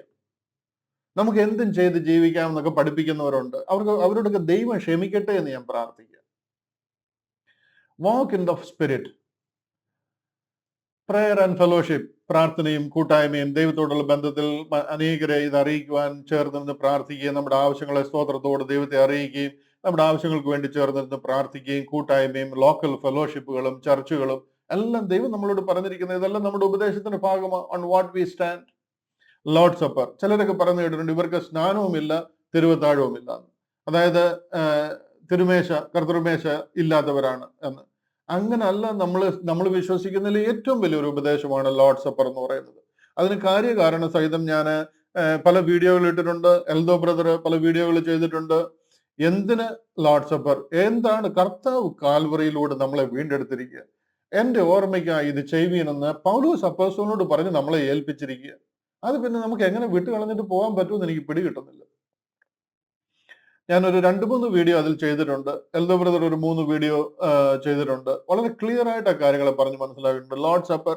ഇതാ ഞാൻ പറയുന്നത്. ഒത്തിരി പേര് പല ഉപദേശങ്ങൾ പറയുന്നുണ്ട്. അതുകൊണ്ട് ദ ഗേറ്റ് മിനിസ്ട്രീസ് എന്ത് പഠിപ്പിക്കുന്നു, mid acts dispensational grace gospel എന്താണ് എന്ന് നിങ്ങൾക്കൊന്ന് മനസ്സിൽ ഉറയ്ക്കാൻ വേണ്ടിയിട്ടാണ് വീണ്ടും വീണ്ടും ഇടയ്ക്കിടയ്ക്ക് ഞാൻ ഇത് കാണിക്കുന്നത്. ഓരോ കാറ്റിനാലോ അലലുന്ന ഉഴലുന്ന ശിശുക്കളെ പോലെ ആയിത്തീരാതെ ഉപദേശത്തിൽ ഉറപ്പുള്ളവരായി ഇതിന്റെ എല്ലാം കാര്യകാരണ സഹിതം ബൈബിൾ റെഫറൻസ് സഹിതം ബുക്ക്ലെറ്റ് ഞാൻ ഒത്തിരി പേർക്ക് ഫോർവേഡ് ചെയ്തിട്ടുണ്ട്. ആർക്കെങ്കിലും താല്പര്യമുണ്ടെന്നുള്ള അറിയിച്ചായിട്ട് പറഞ്ഞു കഴിഞ്ഞാൽ തീർച്ചയായിട്ടും ഞാൻ അയച്ചു തരാം. ഈ വാട്സപ്പ് നമ്പർ അറിയിച്ചു കഴിഞ്ഞാൽ തീർച്ചയായിട്ടും അയച്ചു തരാം. Lord supper. അതുപോലെ തന്നെ പ്രീ ട്രിബുലേഷൻ റാപ്ചർ. ദൈവസഭ ഇവിടെ ട്രിബുലേഷൻ ആരംഭിക്കുന്നതിന് മുമ്പ് ഇവിടെ നിന്ന് ചേർക്കപ്പെടും. Pre tribulation rapture. ഇവിടെ ഈ ലോകത്തിൽ കഷ്ടം വരുന്നതിന് മുൻപ് ദൈവസഭ ഇവിടുന്ന് ചേർക്കപ്പെടും. നാം ഇവിടുന്ന് പറന്നു പോകും. നമ്മുടെ വിളി അന്ന് നമുക്ക് മനസ്സിലാകും. അക്കരെ നിൽക്കുമ്പോൾ നമുക്ക് മനസ്സിലാകും എന്തായിരുന്നു നമ്മുടെ വിളി, എന്തിനാണ് നമ്മൾ ഈ ഓൺലൈനിൽ കൂടെ ഈ സൂം കണക്റ്റിലൂടെ ഒക്കെ ഇരുന്ന് ഈ വചനം കേട്ടതിന്റെ പ്രതിഫലം എന്തായിരുന്നു എന്ന് നമുക്ക് അന്ന് മനസ്സിലാകും. നിത്യതയിൽ നമ്മൾ ഇരിക്കുമ്പോൾ മനസ്സിലാകും. Pre tribulation rapture. ഒത്തിരി പേര് ട്രിബുലേഷന്റെ മധ്യത്തിൽ വെച്ച് അത് നടക്കും, ട്രിബുലേഷൻ കഴിഞ്ഞതിന് ശേഷം അത് നടക്കും എന്നൊക്കെ പറയുന്നവരുണ്ട്.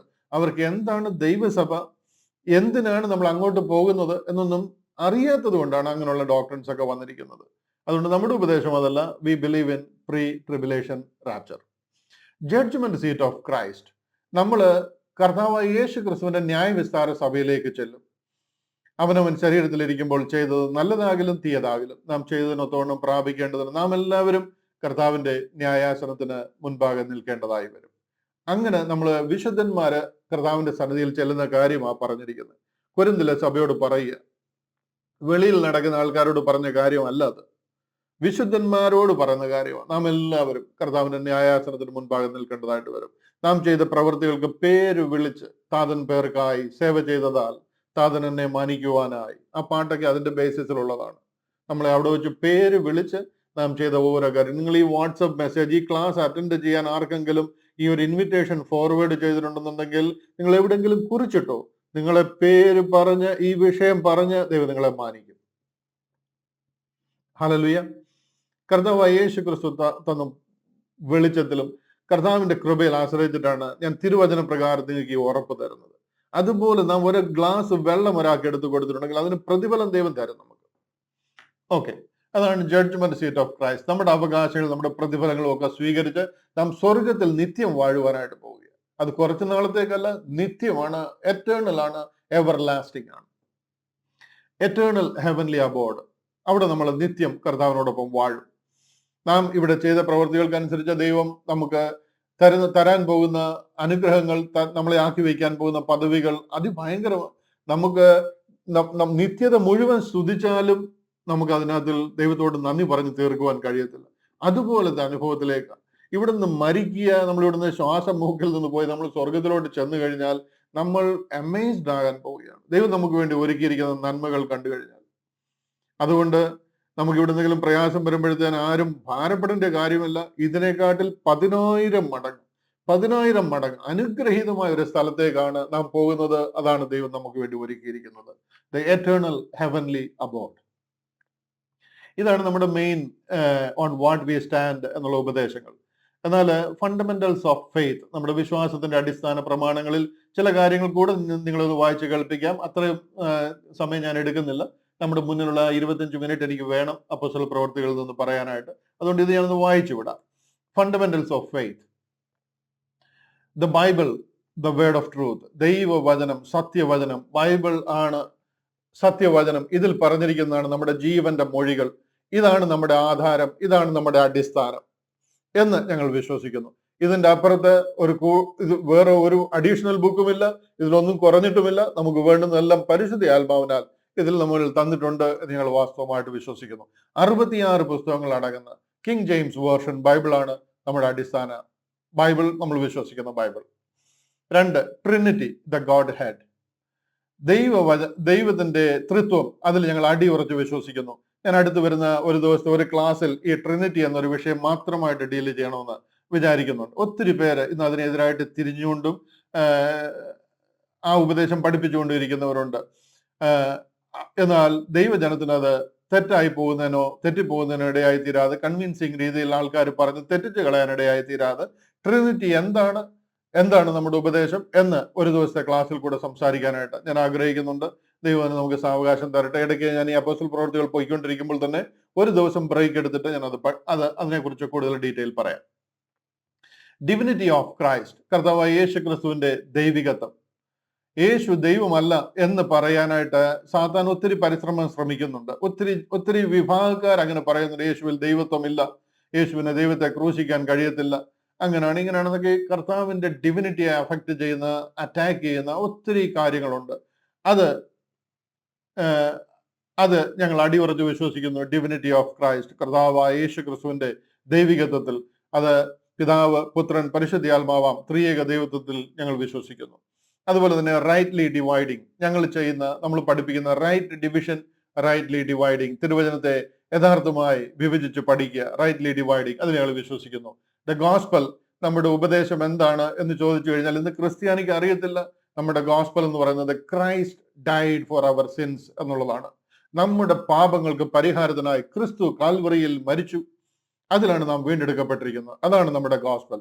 വേറെ മറ്റുള്ള ഗോസ്പലുകൾ ക്രിസ്ത്യാനിയുടെ ഗോസ്പൽ അല്ല, ബട്ട് മറ്റുള്ളതെല്ലാം നമ്മുടെ ബുദ്ധി ഉപദേശത്തിന് വേണ്ടി പറഞ്ഞിരിക്കുന്ന. നമ്മുടെ ഗോസ്പൽ, കർത്താവ് നമ്മുടെ പാപങ്ങൾക്ക് വേണ്ടി തിരുവെഴുത്തുകളും പ്രകാരം മരിച്ചു, അടക്കപ്പെട്ടു, തിരുവെഴുത്തുകളും പ്രകാരം 3-ാം നാൾ ഉയർത്തെഴുന്നേറ്റിരിക്കുന്നു എന്നുള്ളതാണ്. സാൽവേഷൻ, എന്താണ് നമ്മുടെ രക്ഷാ പദ്ധതി, രക്ഷിക്കപ്പെടാൻ നമ്മൾ എന്ത് ചെയ്യണം, അതിനെക്കുറിച്ചൊക്കെ ഞാൻ ഡീറ്റെയിൽ ആയിട്ട് പറഞ്ഞിട്ടുണ്ട്, നിങ്ങൾക്കറിയാം. ജസ്റ്റിഫിക്കേഷൻ, നമ്മുടെ നീതീകരണം, എങ്ങനെ നമ്മൾ നീതീകരിക്കപ്പെടുന്നു. റിഡംഷൻ, എങ്ങനെ നമ്മൾ വീണ്ടെടുക്കപ്പെടുന്നു. ബോഡി ഓഫ് ക്രൈസ്റ്റ്, ക്രിസ്തുവിന്റെ ശരീരമാകുന്ന സഭ എന്താണ്. ദ ഗ്രേറ്റ് കമ്മീഷൻ, ദൈവം നമ്മളെ ഏൽപ്പിച്ചിരിക്കുന്ന കമ്മീഷൻ എന്താണ്. മത്തായിയുടെ സുവിശേഷം 28 പറയുന്നതാണോ, അതോ 2 കൊരിന്ത്യൻസ് 5-ാം അധ്യായം അതിന്റെ 19-20 വാക്യങ്ങളിൽ പറയുന്നതാണോ എന്ന് നിങ്ങൾക്ക് മനസ്സിലാകുവാനായിട്ട് ഞാൻ ഒത്തിരിയും പ്രാവശ്യം അത് പറഞ്ഞിട്ടുണ്ട്. അതുകൊണ്ട് അതിലേക്ക് അധികം കടക്കുന്നില്ല. നമ്മുടെ ഗ്രേറ്റ് കമ്മീഷൻ എന്ന് പറയുന്നത് 2 കൊരിന്ത്യൻസ് ചാപ്റ്റർ 5 വേഴ്സസ് 19 and 20 ആണ്. എറ്റേണൽ സെക്യൂരിറ്റി, ഒത്തിരി പേർക്ക് ഇന്ന് കൺഫ്യൂഷൻ ഉള്ള ഒരു വിഷയമാണ് എറ്റേണൽ സെക്യൂരിറ്റി. അതായത് നമ്മുടെ രക്ഷ സുരക്ഷിതമാണ്. ഒരിക്കൽ രക്ഷിക്കപ്പെട്ടു കഴിഞ്ഞാൽ ഇടയിൽ അത് വീണു പോകുന്നതല്ല. അത് ഒരിക്കൽ രക്ഷിക്കപ്പെട്ടു കഴിഞ്ഞാൽ എന്നേക്കും നിങ്ങൾ ആ രക്ഷയിലാണ്. Once saved always saved. അതൊരു ട്രൂത്ത് ആണ്. അതൊരു ദൈവിക വാഗ്ദത്തമാണ്. അത് ഈ കൃപാ കാലഘട്ടത്തിൽ ദൈവം നമുക്ക് തന്നിരിക്കുന്ന ഒരു ദൈവിക അനുഗ്രഹമാണ്. സി, ലോകത്തിലെ ഏറ്റവും വലിയ പാപം എന്ന് പറയുന്നത് പരിശുദ്ധാത്മാവിനെതിരെ ദൂഷണം പറയുന്നതാണ്. മോഷ്ടിക്കുന്നതോ, കുല ചെയ്യുന്നതോ, വ്യഭിചാരം ചെയ്യുന്നതോ, ഇങ്ങേറ്റം യേശു ക്രിസ്തുവിനെ കുറിച്ച് എന്തെങ്കിലും പറയുന്നതോ കൂടെ ഞാൻ ക്ഷമിക്കുമെന്നാണ് കർത്താവ് പറഞ്ഞത്. എന്നാൽ പരിശുദ്ധാത്മാവിനെതിരെ ദൂഷണം പറയുന്നവനോട് അൺപാർഡനബിൾ സിൻ ആണത്. അൺപാർഡനബിൾ സിൻ, ക്ഷമ അർഹിക്കാത്ത പാപം. അതാണ് പൗലോസ് അപ്പോസ്തലൻ ചെയ്തത്. ആ പോളിനെ രക്ഷിച്ചുകൊണ്ട്, പാപികളിൽ ഒന്നാമനായ, പാപക്ഷമ അർഹിക്കാത്ത പാപം ചെയ്തവനെ രക്ഷിച്ചുകൊണ്ട് ആരംഭിച്ച ഒരു പദ്ധതിയായത്. ഇവിടെ നിങ്ങളുടെ പാപങ്ങൾ എത്ര കടും ചുവപ്പായിരുന്നാലും അതിനെ ഹിമം പോലെ ദൈവം വെളുപ്പിക്കുക.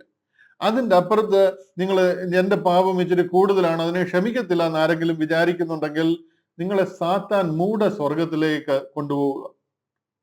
എറ്റേണൽ സെക്യൂരിറ്റിയെ കുറിച്ച് ഒത്തിരി വീഡിയോകൾ നമ്മൾ പറഞ്ഞിട്ടുണ്ട്, ചെയ്തിട്ടുണ്ട്. സംശയം ഉണ്ടെന്നുണ്ടെങ്കിൽ വീണ്ടും ചെയ്യാം. എന്ത് പാപമാണെങ്കിലും നമ്മൾ ഒരു പാപം ചെയ്യാൻ പാടില്ല. പാപത്തെ എൻകറേജ് ചെയ്യാണെന്ന് വിചാരിക്കല്ല. ഒരു പാപം ചെയ്യാൻ പാടില്ല. ബട്ട് എന്തെങ്കിലും നമ്മുടെ ജീവിതത്തിൽ വന്നു പോയി കഴിഞ്ഞാൽ അതുകൊണ്ട് നമ്മുടെ രക്ഷ നഷ്ടമാകത്തില്ല.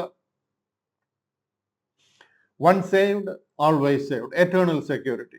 കാര്യം നമ്മൾ എന്തെങ്കിലും ചെയ്തത് കൊണ്ടോ, നമ്മൾ എന്തെങ്കിലും ചെയ്യാതിരുന്നത് കൊണ്ടോ അല്ല നമ്മൾ രക്ഷിക്കപ്പെട്ടിരിക്കുന്നത്. കർത്താവ് കാൽവറിയിൽ നിവർത്തിച്ച ആ രക്ഷണ്യ പ്രവൃത്തിയിൽ അടിപതറാത്ത വിശ്വാസത്തിലും ആഴമായ സമർപ്പണത്തിലും താങ്കൾ രക്ഷിക്കപ്പെടുകയും താങ്കളെ പരിശുദ്ധാത്മാവിനാൽ മുദ്രയിടുകയും ചെയ്തിരിക്കുക. താങ്കളെ എൻഡ് എൻഡ് അറിയാവുന്ന ദൈവമാണ് മുദ്രയിട്ടിരിക്കുന്നത്. അമ്മയുടെ ഉദരത്തിൽ ഉരുവാകുന്നതിന് മുമ്പേ താങ്കളെ പേർ ചൊല്ലി വിളിച്ചിരുന്ന ദൈവം താങ്കൾ എന്ന് മരിക്കുമെന്നും മരിച്ചു കഴിഞ്ഞാൽ എന്ത് സംഭവിക്കുമെന്നും അറിയാവുന്ന ദൈവമാണ് താങ്കളെ മുദ്രയിട്ടിരിക്കുന്നത്. അയ്യോടാ, ഇവൻ അബദ്ധം കാണിച്ചു കളഞ്ഞല്ലോ എന്ന് പറഞ്ഞിട്ട് വിട്ടിട്ട് പോകുന്ന പദ്ധതി അല്ല ഇത്. Eternal security. അടുത്തത് അവർ ഡിസ്പെൻസേഷണൽ പൊസിഷൻ. നമ്മുടെ യുഗപരമായ നമ്മുടെ ഒരു സ്ഥാനം എന്താണ്? നമ്മൾ എവിടെ ആയിരിക്കും? സ്വർഗത്തിലും ഭൂമിയിലും പിന്നെയും സകലവും ഒന്നായി ചേർക്കുക, ക്രിസ്തുവിൽ ഒന്നായി ചേർക്കുക എന്നുള്ള ദൈവിക പദ്ധതി. നമ്മൾ എവിടെ ആയിരിക്കും? ഇതിനുശേഷം നമ്മുടെ നിത്യതയിൽ നമ്മൾ എവിടെയായിരിക്കും? സ്വർഗത്തിൽ നിത്യം വസിക്കുന്ന ഒരു ദൈവിക പദ്ധതിയാണ്. നാം സ്വർഗത്തിൽ ചേർക്കപ്പെടുകയും വാനമേഘങ്ങളിൽ കർത്താവിനെ എതിരേൽപ്പാൻ മേഘങ്ങളിൽ ചേർക്കപ്പെടുകയും അങ്ങനെ നിത്യം സ്വർഗത്തിൽ വസിക്കുകയും ചെയ്യുന്ന ഒരു സ്വർഗീയ പദ്ധതിയിലാണ് നമ്മളായിരിക്കുന്നത്. ഈ ഭൂമിയിൽ വരുന്നതോ ഭൂമിയിൽ തിരിച്ചു വന്ന് താമസിക്കുന്ന ഒരു പദ്ധതി അല്ല അത്. നിത്യം ആദിയിൽ ദൈവം ആകാശവും ഭൂമിയും സൃഷ്ടിച്ചു. In the beginning God created the heaven and the earth. എന്നാൽ ഇത് രണ്ടും സാത്താന്റെ അധീനതയിലും സാത്താന്റെ ഇൻഫ്ലുവൻസ് ഉള്ള സ്ഥലങ്ങളായി പോയി. സ്വർലോകങ്ങളിലെ ദുഷ്ടാത്മ സേനയായിട്ട് മാറി സാത്താൻ. അവനെ ക്ലെൻസ് ചെയ്ത് അവിടെ അത് റികൺസൈൽ ചെയ്ത് നമ്മിൽ കൂടി ബോഡി ഓഫ് ക്രൈസ്റ്റ് എന്ന ദൈവസഭയിൽ കൂടി മുഴുവനും സ്വർഗത്തെ ക്ലെൻസ് ചെയ്ത് നാം അതിനെ അടക്കി വാഴും ദൈവത്തോടൊപ്പം. നിത്യതയിൽ നാം ദൈവത്തോടൊപ്പം വാഴും. അത് നമുക്ക് വേണ്ടി ഒരുക്കിയിരിക്കുന്ന അതിൻ്റെ മനോഹാരിത, അതിൻ്റെ മഹത്വം, അത് അതിഗംഭീരമാണ്. നമ്മുടെ മനോമുഖരങ്ങളിലോ നമ്മുടെ തലച്ചോറിലോ ഒതുങ്ങുന്നതല്ല അത്.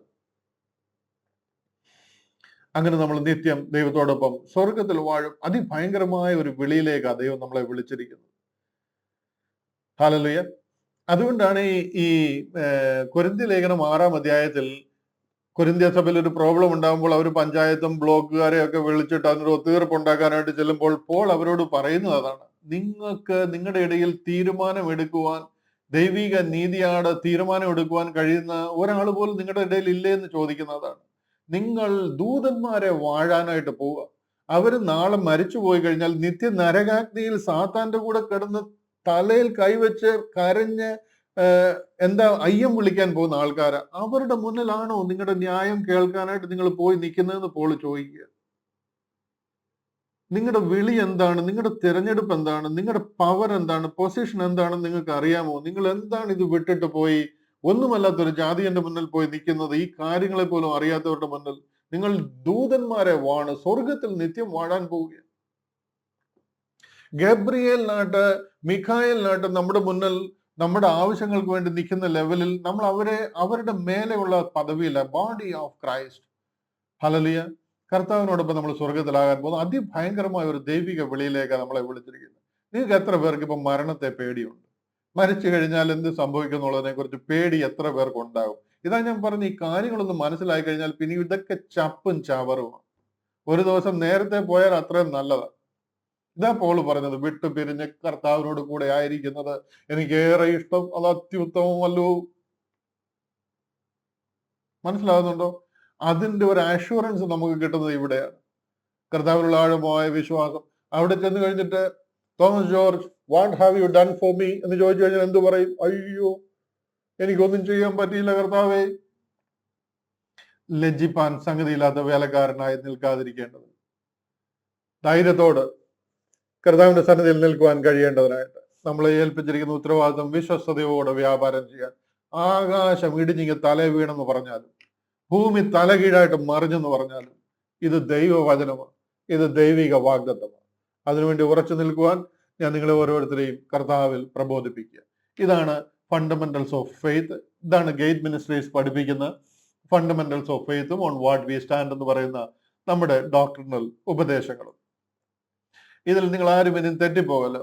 ഗേറ്റ് മിനിസ്ട്രീസ് അത് പഠിപ്പിക്കുന്നു, ഇത് പഠിപ്പിക്കുന്നു എന്നൊക്കെ ആരിലും എന്തെങ്കിലും പറഞ്ഞു കഴിഞ്ഞാൽ ചഞ്ചലപ്പെട്ടു പോകല്ലോ. ഇതാണ് ഞങ്ങൾ പഠിപ്പിക്കുന്നതും, ഇതാണ് തിരുവചനം നമുക്ക് തന്നിരിക്കുന്ന അഷുറൻസ്. അത് നിങ്ങൾക്ക് മനസ്സിലാകുമെന്ന് വിശ്വസിക്കുന്നു. അത് ഉപയോഗമായി എന്ന് ഞാൻ വിശ്വസിക്കുന്നു. ദൈവവാനായിട്ട് നമ്മളെ ധാരാളമായിട്ട് സഹായിക്കട്ടെ. സോറി, എൻ്റെ മുമ്പിലുള്ള ബാക്കി സമയം ഞാൻ പെട്ടെന്ന് അപ്പോസ്തല പ്രവൃത്തികളിലേക്ക് വരാനായിട്ട് പോവുകയാണ്. ബാക്കിയുള്ള സമയങ്ങൾ നമുക്ക് തുടർന്ന് ആ വിഷയം ചിന്തിക്കാൻ ദൈവം നമ്മളെ ധാരാളമായിട്ട് സഹായിക്കട്ടെ. അപ്പോസ്തല പ്രവൃത്തികൾ 9-ാം അധ്യായം അതിന്റെ 16-ാം വാക്യം ഞാനൊന്ന് പ്രൊജക്റ്റ് ചെയ്തിട്ട് അതിലേക്ക് വരാം. പ്രവൃത്തികൾ 9-ാം അധ്യായം 16-ാം വാക്യം. ഇവിടെയാണ് നമ്മൾ നിർത്തിയത്. എന്റെ നാമത്തിനു വേണ്ടി അവൻ എന്തെല്ലാം കഷ്ടം അനുഭവിക്കേണ്ടതാകുന്നു എന്ന് ഞാൻ അവനെ കാണിക്കും എന്ന് പറഞ്ഞു. ഇവിടെ അനന്യാസ് കർത്താവിന്റെ മുമ്പിൽ നിൽക്കുന്ന ഒരു രംഗമാണ്. നമ്മൾ തിരിച്ച് അപ്പോസ്തല പ്രവൃത്തികൾ 9-ാം അധ്യായത്തിൽ വന്നിരിക്കുകയാണ്. പൗലോസ് അപ്പോസ്തലൻ നേർവീതി എന്ന് പറയുന്ന സ്ഥലത്ത് യൂദ എന്ന് പറയുന്ന ഒരാളുടെ വീട്ടിൽ ആയിരിക്കുകയാണ്. അവിടെ അനന്യാസിനെ കർത്താവ് ആ യൂദയുടെ ഭവനത്തിലേക്ക് അയച്ചിരിക്കുകയാണ്. അപ്പോ അനന്യാസ് കർത്താവിനോട് പറയുകയാണ്, അവന് നമ്മുടെ ജനത്തെ, അല്ലെന്നുണ്ടെങ്കിൽ ബോഡി കിങ്ഡം ഗ്രൂപ്പിനെ, ലിറ്റിൽ ഫ്ലോക്സിനെ ദൈവത്തിൽ നിന്ന് ഒത്തിരി ഉപദ്രവിച്ചിട്ടുള്ള ആളാണ്. ഇവിടെയും നമ്മളെ ഉപദ്രവിക്കാനാണ് വന്നിരിക്കുന്നത് എന്ന് പറയുക. ഇത് കണ്ടില്ലേ 14-ാമത്തെ വാക്യം. ഇവിടെയും നിന്റെ നാമത്തെ, 13-ാമത്തെ വാക്യം. അതിന് അനന്യാസ്, കർത്താവേ, ആ മനുഷ്യൻ യെരുശലേമിൽ നിന്റെ വിശുദ്ധന്മാർക്ക് എത്ര ദോഷം ചെയ്തു എന്ന് പലരും പറഞ്ഞ് ഞാൻ കേട്ടിരിക്കുന്നു. ഇവിടെയും നിന്റെ നാമത്തെ വിളിച്ചപേക്ഷിക്കുന്നവരെ ഒക്കെയും പിടിച്ചു കെട്ടുവാൻ അവന് മഹാപുരോഹിതന്മാരുടെ അധികാരപത്രം ഉണ്ട് എന്ന് ഉത്തരം പറഞ്ഞു. അവിടുത്തെ മഹാപുരോഹിതന്റെ അനുവാദവുമായിട്ട് വന്നിരിക്കുക. അതെന്തിനാ? ഇവിടുത്തെ പുരോഹിതന്റെ കൊടുക്കണം. ഇവിടുത്തെ പള്ളിയിൽ പുരോഹിതനെ കാണിച്ചു കഴിഞ്ഞാൽ ഇവിടുത്തെ പള്ളിയിൽ നിന്ന് മുടക്കി അവരെ അങ്ങ് തിരിച്ചു വിടും. അതിനുവേണ്ടി, കാര്യം അവർ അവിടുത്തെ പള്ളിയിലും ഇവിടുത്തെ പള്ളിയിലുമാണ് പോകുന്നത്. ഇവർ വേറെ എങ്ങും പോകുന്നില്ല. അവരെല്ലാം യഹൂദന്മാരാ. അവരുടെ പള്ളിയുമായിട്ട് ബന്ധപ്പെട്ട് അവിടെ നിൽക്കുന്നത്. ഇവിടെ വേറെ ഒരു ഗ്രൂപ്പും ആരംഭിച്ചിട്ടില്ല.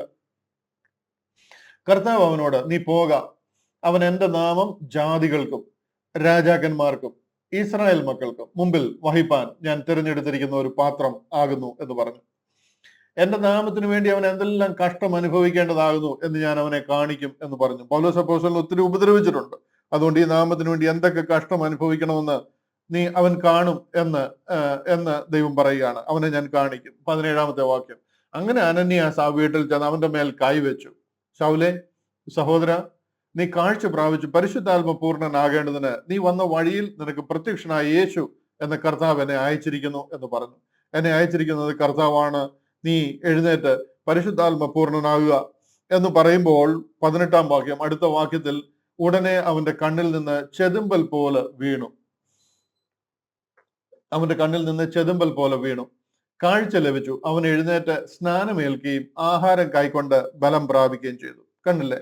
ഇത് കേട്ട് കഴിഞ്ഞപ്പോഴത്തേന് പരിശുദ്ധാത്മാവിനാൽ അവൻ നിറയപ്പെടാനായിട്ട് പോവുക. ആ ദൈവിക ആലോചന കേട്ട് കഴിഞ്ഞപ്പോഴത്തേന് അവന്റെ കണ്ണിൽ നിന്ന് ചെതുമ്പൽ പോലെ ചിലത് വീണു. ഇന്ന് ശരിക്കും പറഞ്ഞു കഴിഞ്ഞാൽ ക്രിസ്ത്യൻഡത്തെ ബാധിച്ചിരിക്കുന്നത് ഈ ചെതുമ്പല്. ഇതുപോലെ ടോപ്പ് ടു ബോട്ടം എല്ലാവരുടെയും കണ്ണില് ഇതുപോലെ ചെതുമ്പല്, ശരിക്കും ഒരു കറക്റ്റ് വേർഡ് തന്നെ ഉപയോഗിച്ചിരിക്കുന്നത്, ചെതുമ്പല. അതുപോലെ ചെതുമ്പൽ മൂടിയിരിക്കുക. ഈ ചെതുമ്പലിന്റെ ഒരു ഗുണമുണ്ട്, എന്താണെന്നറിയാമോ? ഇത് ഇരിക്കുമ്പോൾ തന്നെ നമുക്ക് വചനത്തിൽ നല്ല അറിവുണ്ടാകും. പോളിനെ കണ്ടില്ലേ? പോളിന് വചനത്തിൽ അഗ്രഗണ്യനാ. ഇവിടെ ഗമാലിയേലിന്റെ പാദപീഠത്തിൽ ഇരുന്ന് കാര്യങ്ങൾ പഠിച്ച് ഒരു സിനഗോഗിൽ അവിടുത്തെ ഗുരുവായിട്ട് നിൽക്കാൻ പറ്റുന്ന രീതിയിൽ കാര്യങ്ങൾ അഭ്യസിച്ചിട്ടുള്ള ആളാണ്. ഈ ചെതുമ്പിൽ മൂടിയിരിക്കുമ്പോൾ തന്നെ വചനത്തിൽ നല്ല അറിവുള്ളവരായിരിക്കാം. അതുപോലെ തന്നെ ഈ പാരമ്പര്യ വിശ്വാസം അല്ലെന്നുണ്ടെങ്കിൽ എന്താ പറയുന്നത്, സഭയെ കുറിച്ചുള്ള വിശ്വാസത്തിലെ ശുഷ്കാന്തി, ന്യായപ്രമാണത്തിലെ ശുഷ്കാന്തി, സഭയോടുള്ള ബന്ധത്തിൽ ഭയങ്കര ഒരു ശുഷ്കാന്തി അതുണ്ടാകും. ഈ ചെതുമ്പിൽ മൂടിയിരിക്കുമ്പോൾ തന്നെ അധികാരവും വിദ്യാഭ്യാസവും ഒക്കെ ഉണ്ടാകും. അതിനൊന്നും ഒരു കുഴപ്പമില്ല. ഈ ചെതുമ്പിൽ അതിനെയൊന്നും ബാധിക്കത്തില്ല. ദൈവനീതി മാത്രം അവർക്ക് മനസ്സിലാകത്തില്ല. കർത്താവിന്റെ വിളിയും ദൈവനീതിയും എന്താണെന്ന് ഈ ചെതുമ്പിൽ ഇരിക്കുന്നിടത്തോളം കാലം മനസ്സിലാകത്തില്ല. മനസ്സിലായോ? ഇവിടെ ഇവിടെ 300 കോടി ക്രിസ്ത്യാനികൾ ഇന്നുള്ളതിൽ 299 കോടി ക്രിസ്ത്യാനികളെയും ഈ ചെതുമ്പിൽ മൂടിയിരിക്കുക. ഞാൻ ഇതിങ്ങനെ പറയുന്നതുകൊണ്ട് ഒരു ഒരു ഒരു കൂട്ടം ആൾക്കാർക്ക് ഒരു പക്ഷേ എന്നെ ഇഷ്ടപ്പെടത്തില്ലായിരിക്കാം. ദാറ്റ്സ് ഓക്കെ, എനിക്കതുകൊണ്ട് കുഴപ്പമില്ല. കാര്യം ഇപ്പൊ ഇഷ്ടപ്പെടാതിരുന്നാലും സത്യം മനസ്സിലാക്കാൻ ഒരു ചാൻസ് എങ്കിലും ആകുമല്ലോ അതൊന്ന് വിചാരിച്ചിട്ടാണ് ഞാൻ അങ്ങനെ കട്ടിയായിട്ട് തന്നെ പറയുന്നത്. 299 കോടി ആൾക്കാർക്കും ഈ ചെതുമ്പൽ മൂടിയിരിക്കുക. ഇതാ പോൾ ചോദിച്ചത്, നിങ്ങളെ ക്ഷുദ്രം ചെയ്ത് മയക്കിയതാര്? Who ബിവിച്ച്ഡ് U? ഏത് ക്ഷുദ്രത്തിലാണ് നിങ്ങൾ മുങ്ങിയിരിക്കുന്നത് ചോദിക്കുന്നത്. ഇത് പോളിനെ കണ്ടില്ലേ, ദൈവം പിടിക്കുന്നത് വരെ പോളിന് എന്തെങ്കിലും കുഴപ്പമുണ്ടോ? നിങ്ങൾക്ക് പറയാമോ പോളിന് എന്തെങ്കിലും കുഴപ്പമുണ്ടെന്ന്? പുള്ളി ന്യായപ്രമാണത്തിൽ അഗ്രഗണ്യനാണ്. അന്ന് ഗമാലിയൽ എന്ന് പറയുന്ന ഏറ്റവും വലിയ ശാസ്ത്രിമാരിൽ പ്രധാനിയാണ്. അദ്ദേഹത്തിന്റെ പാദപീഠത്തെങ്കിലിരുന്ന് വർഷങ്ങളായിട്ട് ന്യായപ്രമാണം അഭ്യസിച്ചവനാണ്. സഭയെ ശുഷ്കാന്തി നിമിത്തം സഭയെ ഉപദ്രവിച്ചവനാണ്. ഇതെല്ലാമാണ് ഇന്നത്തെ നമ്മുടെ ക്രിസ്തീയ നേതാക്കൾക്കുള്ള ക്വാളിറ്റീസ്. കാര്യങ്ങൾ അറിയാം, PhD എടുത്തവരാണ്, പല വിഷയങ്ങളിലും സഭയുടെ മേലെ ഭയങ്കര അധികാരത്തിൽ ഇരിക്കുന്നവരാണ്. നമുക്ക് അതുകൊണ്ട് തന്നെ ഇവരെയൊക്കെ ഭയങ്കര വിശ്വാസമാണ്. പക്ഷെ എന്നുണ്ടെങ്കിൽ പോളിനെ കണ്ടില്ലേ, കർത്താവ് പിടിക്കുന്നത് വരെ ദൈവത്തിന്റെ നീതി എന്താണെന്ന് അറിയത്തില്ല. പഠിത്തമുണ്ട്, പാരമ്പര്യമുണ്ട്, കാണാൻ ഭയങ്കര പേഴ്സണാലിറ്റി ഉണ്ട്, ആളിനെ കണ്ടു കഴിഞ്ഞാൽ ഭയങ്കര താഴെ വരെ മുട്ടുന്ന ഭയങ്കര നീളക്കുപ്പായമായിട്ടേക്കുന്നത്, അടുത്തൂടെ പോയാൽ തന്നെ ഒരു ഭയങ്കര വൈദികന്റെ മണമാണ്. ആളുടെ നിപ്പും മട്ടും മണവും ഗുണവും എല്ലാം കണ്ടു കഴിഞ്ഞാൽ നമ്മൾ മുണ്ടഴിച്ചിട്ട് നമ്മൾ തൊഴും. ഇതാണ് നമ്മുടെ ഇന്നത്തെ ക്രിസ്ത്യാനികളുടെയും കുഴപ്പം. പ്രശ്നം എന്താണെന്ന് വെച്ച് കഴിഞ്ഞാൽ കണ്ണിൽ മുഴുവനും ചെതുമ്പൽ മൂടിയിരിക്കുക. സത്യം ഇതുവരെ കണ്ടിട്ടില്ല, മനസ്സിലാക്കാൻ പറ്റിയിട്ടില്ല. നമ്മുടെ നോട്ടത്തിൽ ഇവരെല്ലാം ഭയങ്കര കേമന്മാരാണ്, അവർക്ക് എങ്ങനെ തെറ്റുന്നതെന്ന് നമ്മൾ വിചാരിക്കും. പോളിന് എങ്ങനെ തെറ്റുന്നതെന്ന് നിങ്ങൾ വിചാരിച്ച് നോക്കിയാട്ടെ. അതേ സംഗതി തന്നെയാണ് അവിടെ നടക്കുന്നത്. 18ാമത്തെ വാക്യം, ഉടനെ അവന്റെ കണ്ണിൽ നിന്ന് ചെതുമ്പൽ പോലെ വീണു, കാഴ്ച ലഭിച്ചു. അവൻ എഴുന്നേറ്റ് സ്നാനമേൽക്കുകയും ആഹാരം കൈക്കൊണ്ട് ബലം പ്രാപിക്കുകയും ചെയ്തു. അവൻ എഴുന്നേറ്റ് സ്നാനമേൽക്കുകയും ആഹാരം കൈക്കൊണ്ട് ബലം പ്രാപിക്കുകയും ചെയ്തു. ഇവിടെ എല്ലാവരും പറയാറുണ്ട്, താങ്കൾ പറയുന്നു സ്നാനമില്ലെന്ന്, താങ്കളുടെ നേതാവായിരിക്കുന്ന പോൾ സ്നാനപ്പെട്ടു എന്ന് ഇവിടെ എഴുതിയിരിക്കുന്നു. അതിനെന്താണ് പറയുന്നതെന്ന് ചോദിക്കും. നിങ്ങളൊന്ന് ചിന്തിച്ചു നോക്കുക, ഇവിടെ സ്നാനം പോൾ നിരസിക്കാൻ പറ്റുന്ന കാര്യമാണോ? നിങ്ങൾ ന്യായമായിട്ട് ഈ കാര്യങ്ങളെ കാണണം. AK-47 എടുത്തിട്ട് ഇങ്ങനെ വെടിവെക്കാനുള്ള ഒരു മോഡോട് ഇരുന്നിട്ട് ഈ ചോദ്യങ്ങൾ ചോദിക്കൽ നിങ്ങളത് ന്യായമായിട്ട് മനസ്സിലാക്കണം. പോളിന് ഇത് നിരസിക്കാൻ പറ്റുന്ന കാര്യമല്ല. പോളിന് ബോഡി ഓഫ് ക്രൈസ്റ്റ് എന്താണെന്ന് അറിയത്തില്ല. പോളിനെ അതിനുവേണ്ടി ഇതിനു മുമ്പ് വിളിച്ചിട്ടില്ല, ഒരു റെവലേഷനും കിട്ടിയിട്ടില്ല. ഈ വേറൊരു കാര്യത്തിന് വേണ്ടി വിളിക്കുകയാണെന്നുള്ളതിനെ കുറിച്ച് ഏകദേശം ഒരു ഐഡിയ കിട്ടിയിട്ടുണ്ട്. ദൈവം ഡയറക്റ്റ് ഇടപെട്ടിരിക്കുകയാണ്, എന്നെ കൊണ്ട് ദൈവത്തിന് വലിയ ഉദ്ദേശമുണ്ട്, അതിലൊക്കെ എന്ത് കാര്യങ്ങൾ മനസ്സിലായിട്ടുണ്ടെന്നുള്ളതല്ലാതെ അതിന്റെ ഒരു ഡീറ്റെയിലും കിട്ടിയിട്ടില്ല. ഇവിടെ അനന്യാസിനെ കർത്താവ് അയച്ചിരിക്കുക, ദൈവം അയച്ചിരിക്കുക. ഇവിടെ ലിറ്റിൽ ഫ്ലോക്സിന്റെ ഭാഗമാണ് അനന്യാസ്. അനന്യാസിന് അറിയാവുന്നത് ഗ്രേറ്റ് കമ്മീഷനും ദൈവകൽപ്പനയുമാണ്. വിശ്വസിക്കുന്നവരെ സ്നാനപ്പെടുത്തുക, വിശ്വസിക്കുകയും സ്നാനമേൽക്കുകയും ചെയ്യുന്നവൻ രക്ഷിക്കപ്പെടും, വിശ്വസിക്കാത്തവൻ ശിക്ഷാവിധിയിലാവപ്പെടും. പത്രോസ് അപ്പോസ്തലനെ ഫോളോ ചെയ്യുന്ന ആളാണ് അനന്യാസ്. അന്നത്തെ 120 പേരുടെ കൂട്ടത്തിലോ 3000 പേരുടെ കൂട്ടത്തിലോ സ്നാനപ്പെട്ട കൂട്ടത്തിലോ ഉണ്ടായിരുന്ന ഒരാളാണെന്ന് നമുക്ക് വേണമെങ്കിൽ വിശ്വസിക്കാം. കാര്യം ആ ശിഷ്യന്മാരുടെ കൂട്ടത്തിലുള്ള ഒരാൾ. അതുകൊണ്ടാണ് കർത്താവ് അനന്യാസിനെ വിളിച്ച് അങ്ങോട്ട് വിടാൻ കാര്യം. അദ്ദേഹത്തിന് അറിയാവുന്നത് സ്നാനമാണ്. വിശ്വസിക്കുന്നവൻ സ്നാനപ്പെട്ടിരിക്കണം. എന്നാൽ സംഗതി ഇങ്ങനെയൊക്കെയാണെങ്കിലും കർത്താവ് അങ്ങോട്ട് വിട്ടു കഴിഞ്ഞപ്പോൾ അനന്യാസിനോട് പറഞ്ഞില്ല, പോയി പ്രാർത്ഥിച്ചിട്ട് അവനെ സ്നാനപ്പെടുത്താനൊന്നും കർത്താവ് പറഞ്ഞില്ല, പോയി പ്രാർത്ഥിക്കാൻ മാത്രമേ പറഞ്ഞുള്ളൂ. പക്ഷെ ഇദ്ദേഹത്തിന് അറിയാവുന്നത് പ്രാർത്ഥിച്ചു കഴിഞ്ഞാൽ ദൈവനീതിയാണ് സ്നാനപ്പെടുത്തുക എന്നുള്ളത്. യേശു ക്രിസ്തുവിനെ അംഗീകരിച്ചു എന്നുള്ളതിന്റെ അടയാളമാണ്. അതുകൊണ്ട് certainly he will do that. അത് ചെയ്യാനായിട്ട് സ്നാനപ്പെടുത്താനായിട്ട് പറഞ്ഞു. തീർച്ചയായിട്ടും അത് ഫോളോ ചെയ്യേണ്ടതായിട്ട് വന്നു. അത് ഫോളോ ചെയ്യുകയാണ്. കാര്യം അത് ഗ്രേറ്റ് കമ്മീഷന്റെ ഭാഗമാണ്. നിങ്ങൾ പുറപ്പെട്ട പിതാവിന്റെയും പുത്രന്റെയും പരിശുദ്ധ ആത്മാവിന്റെ നാമത്തിൽ സ്നാനം കഴിപ്പിച്ചു. ഞാൻ നിങ്ങളോട് കൽപ്പിച്ചതൊക്കെയും പ്രമാണിപ്പാൻ തക്കൊണ്ട് ഉപദേശിച്ചുകൊണ്ട് കറക്റ്റ് കാര്യമാണ് ഇവിടെ നടക്കുന്നത്. പിതാവിന്റെയും പുത്രന്റെയും പരിശുദ്ധ ആത്മാവിന്റെ നാമത്തിൽ അദ്ദേഹം സ്നാനം കഴിപ്പിക്കുക. ഞാൻ നിങ്ങളോട് കൽപ്പിച്ചതൊക്കെയും പ്രമാണിക്കാൻ തക്കണം ഉപദേശിക്കുക. അതാണ് ഇവിടെ അനന്യാസ് ചെയ്യുന്നത്. ഇവിടെ പോൾ നോ എന്നെ ബോഡി ഓഫ് ക്രൈസ്റ്റ് എന്ന് പറയുന്ന വേറൊരു വിളിക്ക് വേണ്ടി വിളിച്ചിരിക്കുകയാണ്, അതുകൊണ്ട് ഇത് മാത്രം എന്നോട് പറയല്ല എന്നൊന്നും പറയാൻ പറ്റത്തില്ല. അതിനൊരു വെളിപ്പാട് അന്ന് കിട്ടിയിട്ടില്ല. ബോഡി ഓഫ് ക്രൈസ്റ്റിനെ വെളിപ്പെടുത്താനായിട്ട് ദൈവത്തിന് ഇവരിൽ നിന്ന് തന്നെ ഒരാളെ വിളിക്കണം. ഇതിന് വെളിയിലുള്ളതെല്ലാം മറ്റുള്ള ജാതികളാണ്. അർത്തമീസിന്റെ ഒരു പൂജാരിയോ അല്ലെന്നുണ്ടെങ്കിൽ ആരാധകനെയോ വിളിച്ചിട്ട് ദൈവം ഈ ലോകത്തെ മുഴുവൻ രക്ഷിക്കുന്ന ഒരു കാര്യം അവരെ ഏൽപ്പിക്കാൻ പറ്റത്തില്ല. ദൈവത്തിന് ഈ ദൈവമാർഗത്തിൽ തന്നെയുള്ള ഒരാളെ വിളിക്കാൻ പറ്റത്തുള്ളൂ. അതുകൊണ്ട് യഹൂദനിൽ നിന്ന് തന്നെ ഒരാളെ വിളിക്കണം. കാര്യം കർത്താവ് ഇവിടെ എന്തിനു വേണ്ടി വന്നുവെന്നും യേശു ക്രിസ്തു മശിഹ ആയിരുന്നുവെന്നും അവർ കാത്തിരുന്ന പിതാക്കന്മാർക്ക് വാഗ്ദത്തം കൊടുത്തിരുന്ന ആ ദൈവപുത്രനാണ് ലോകത്തിലേക്ക് വന്നിരുന്നതെന്നും അവർ വിശ്വസിക്കുന്ന ഒരാളെ വേണം. അതാണ് യഹൂദിയ പാരമ്പര്യത്തിൽ നിന്നും ദൈവം പൗലോസ് അപ്പോസ്തലനെ വിളിക്കുക. ഏറ്റവും വലിയ പാപം എന്ന് പറയുന്നത് പരിശുദ്ധാത്മാവിനെതിരെ ദൂഷണം പറയുക. അത് ചെയ്തിരിക്കുന്ന പാപിയായത്. ഇത് അർത്തമീസ് ദേവി ആരാധിച്ച് നിൽക്കുന്ന അല്ലെന്നുണ്ടെങ്കിൽ തമ്മൂസിന്റെ ഒരു ആരാധകനെ വിളിച്ചു കഴിഞ്ഞാൽ ഇതുപോലെ സ്യൂട്ട് ആകത്തില്ല. ദൈവത്തിന്റെ രണ്ട് പദ്ധതികളായി സ്വർഗവും ഭൂമിയും എന്ന് പറയുന്നത്. ഇതിനെ രണ്ടിനെയും വീണ്ടെടുക്കുകയും റിക്കൺസൈൽ ചെയ്യുകയും ചെയ്യുന്ന ദൈവിക പദ്ധതിയാണ്. അതുകൊണ്ട് ദൈവം യഹൂദനിൽ നിന്ന് തന്നെ ഏറ്റവും പാപികളിൽ ഒന്നാമനായ ഒരാളെ വിളിക്കുക. ഇത് ആദ്യം ഇവർ മനസ്സിലാക്കേണ്ടത് യേശു ക്രിസ്തു ദൈവമാണെന്ന് മനസ്സിലാക്കണം. എന്നാലേ അടുത്ത വിഷയം പറഞ്ഞു കഴിഞ്ഞാൽ അവർക്ക് അതിന്റെ ഒരു കണ്ടിന്യൂഷൻ ആയിട്ട് കാര്യങ്ങൾ നടക്കത്തുള്ളൂ. പൗലോസ് അപ്പോസ്തലനെ വിളിച്ചു കഴിഞ്ഞപ്പോഴും പൗലോസ് അപ്പോസ്തലനെ ഈ 17-ാമത്തെ അധ്യായത്തിലേക്ക് കണ്ടില്ലേ, അവിടെ പറയുന്നത് കണ്ടില്ലയോ, അവർ അംബിപോലീസിലും അപ്പല്ലോനിയയിലും കൂടി കടന്ന് തെസ്സലോനിക്കയിലെത്തി. പോൾ പ്രസംഗിക്കുന്നുണ്ട്. ഇവിടെ എല്ലാം ഉള്ളത് യഹൂദന്മാരാ. അവിടെ യഹൂദന്മാരുടെ പള്ളിയിലുണ്ടായിരുന്നു. ഈ അംബിപോലീസും അപ്പല്ലോനിയൊക്കെ എവിടാന്നറിയാമോ? ഗ്രീസിലാണ്. അവിടെ എന്ത് യഹൂദന്മാരുടെ പള്ളി? ദുനിയ മുഴുവൻ അവർ ചിതറി കിടക്കുക. ഇതാ ഞാൻ ഈ പറയുന്നത്. അവരുടെ പള്ളിയിൽ, അവരുടെ യഹൂദന്മാരുടെ പള്ളിയിൽ പോയി. യെരുശലേമിൽ മാത്രമല്ല യഹൂദന്മാർ, ഇത് ഗ്രീസ് ആണ് ഈ അംബിപോലീസും അപ്പല്ലോനിയ എന്നൊക്കെ പറയുന്നത്. പൗലോസ് പതിവ് പോലെ അവരുടെ അടുക്കൽ ചെന്ന് 3 ശബത്തിൽ തിരുവെഴുത്തുകളെ ആധാരമാക്കി അവരോട് വാദിച്ചു. എന്തുവാ പോൾ വാദിക്കുന്നത്?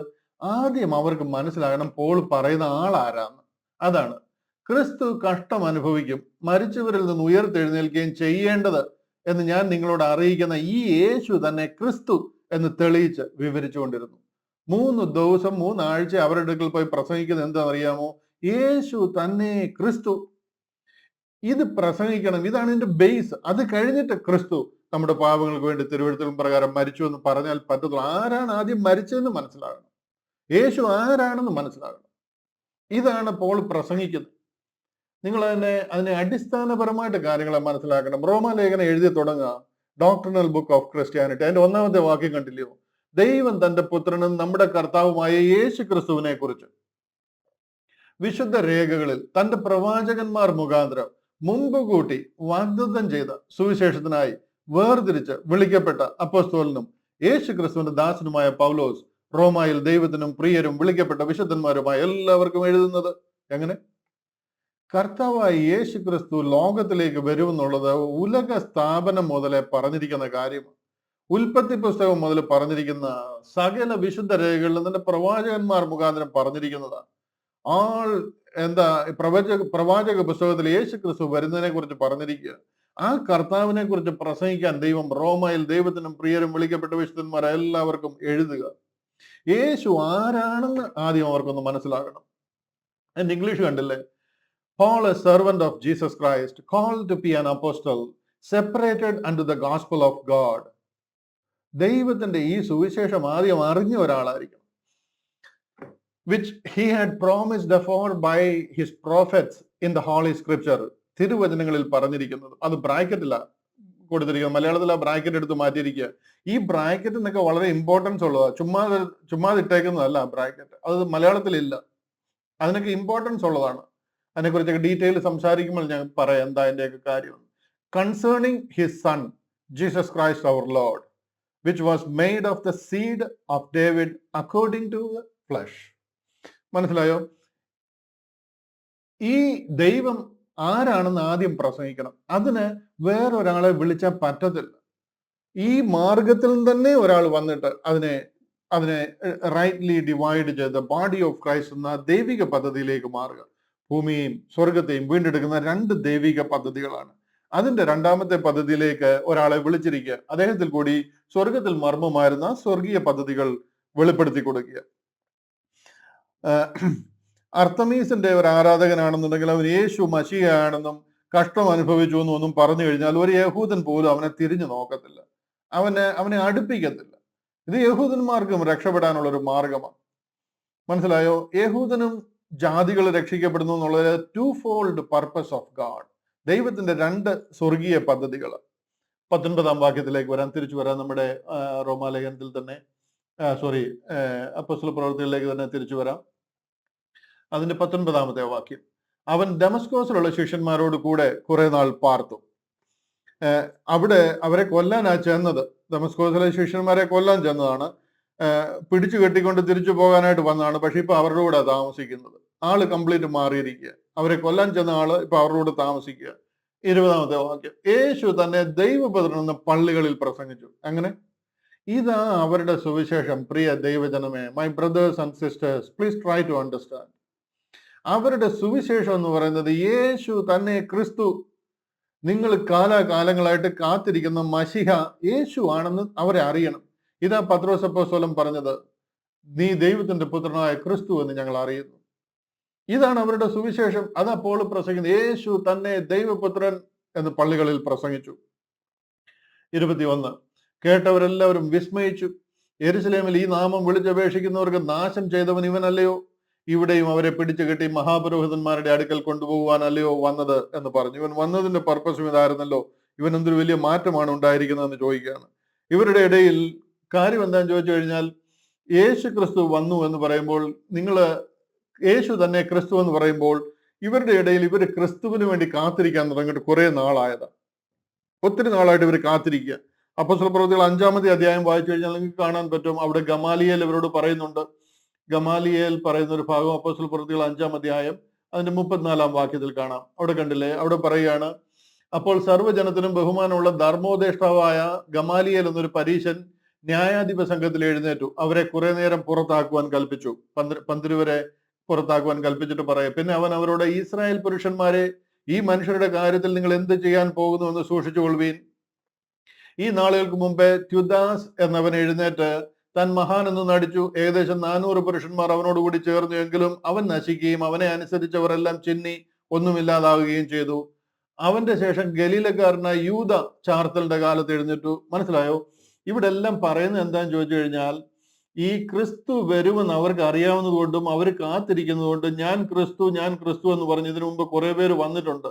ഈ തദ്ദാസ് എന്ന് പറയുന്ന ഒരാൾ വന്നിട്ടുണ്ട്. അതിനുശേഷം വേറൊരാൾ വന്ന കാര്യമാണ് പറയുന്നത്.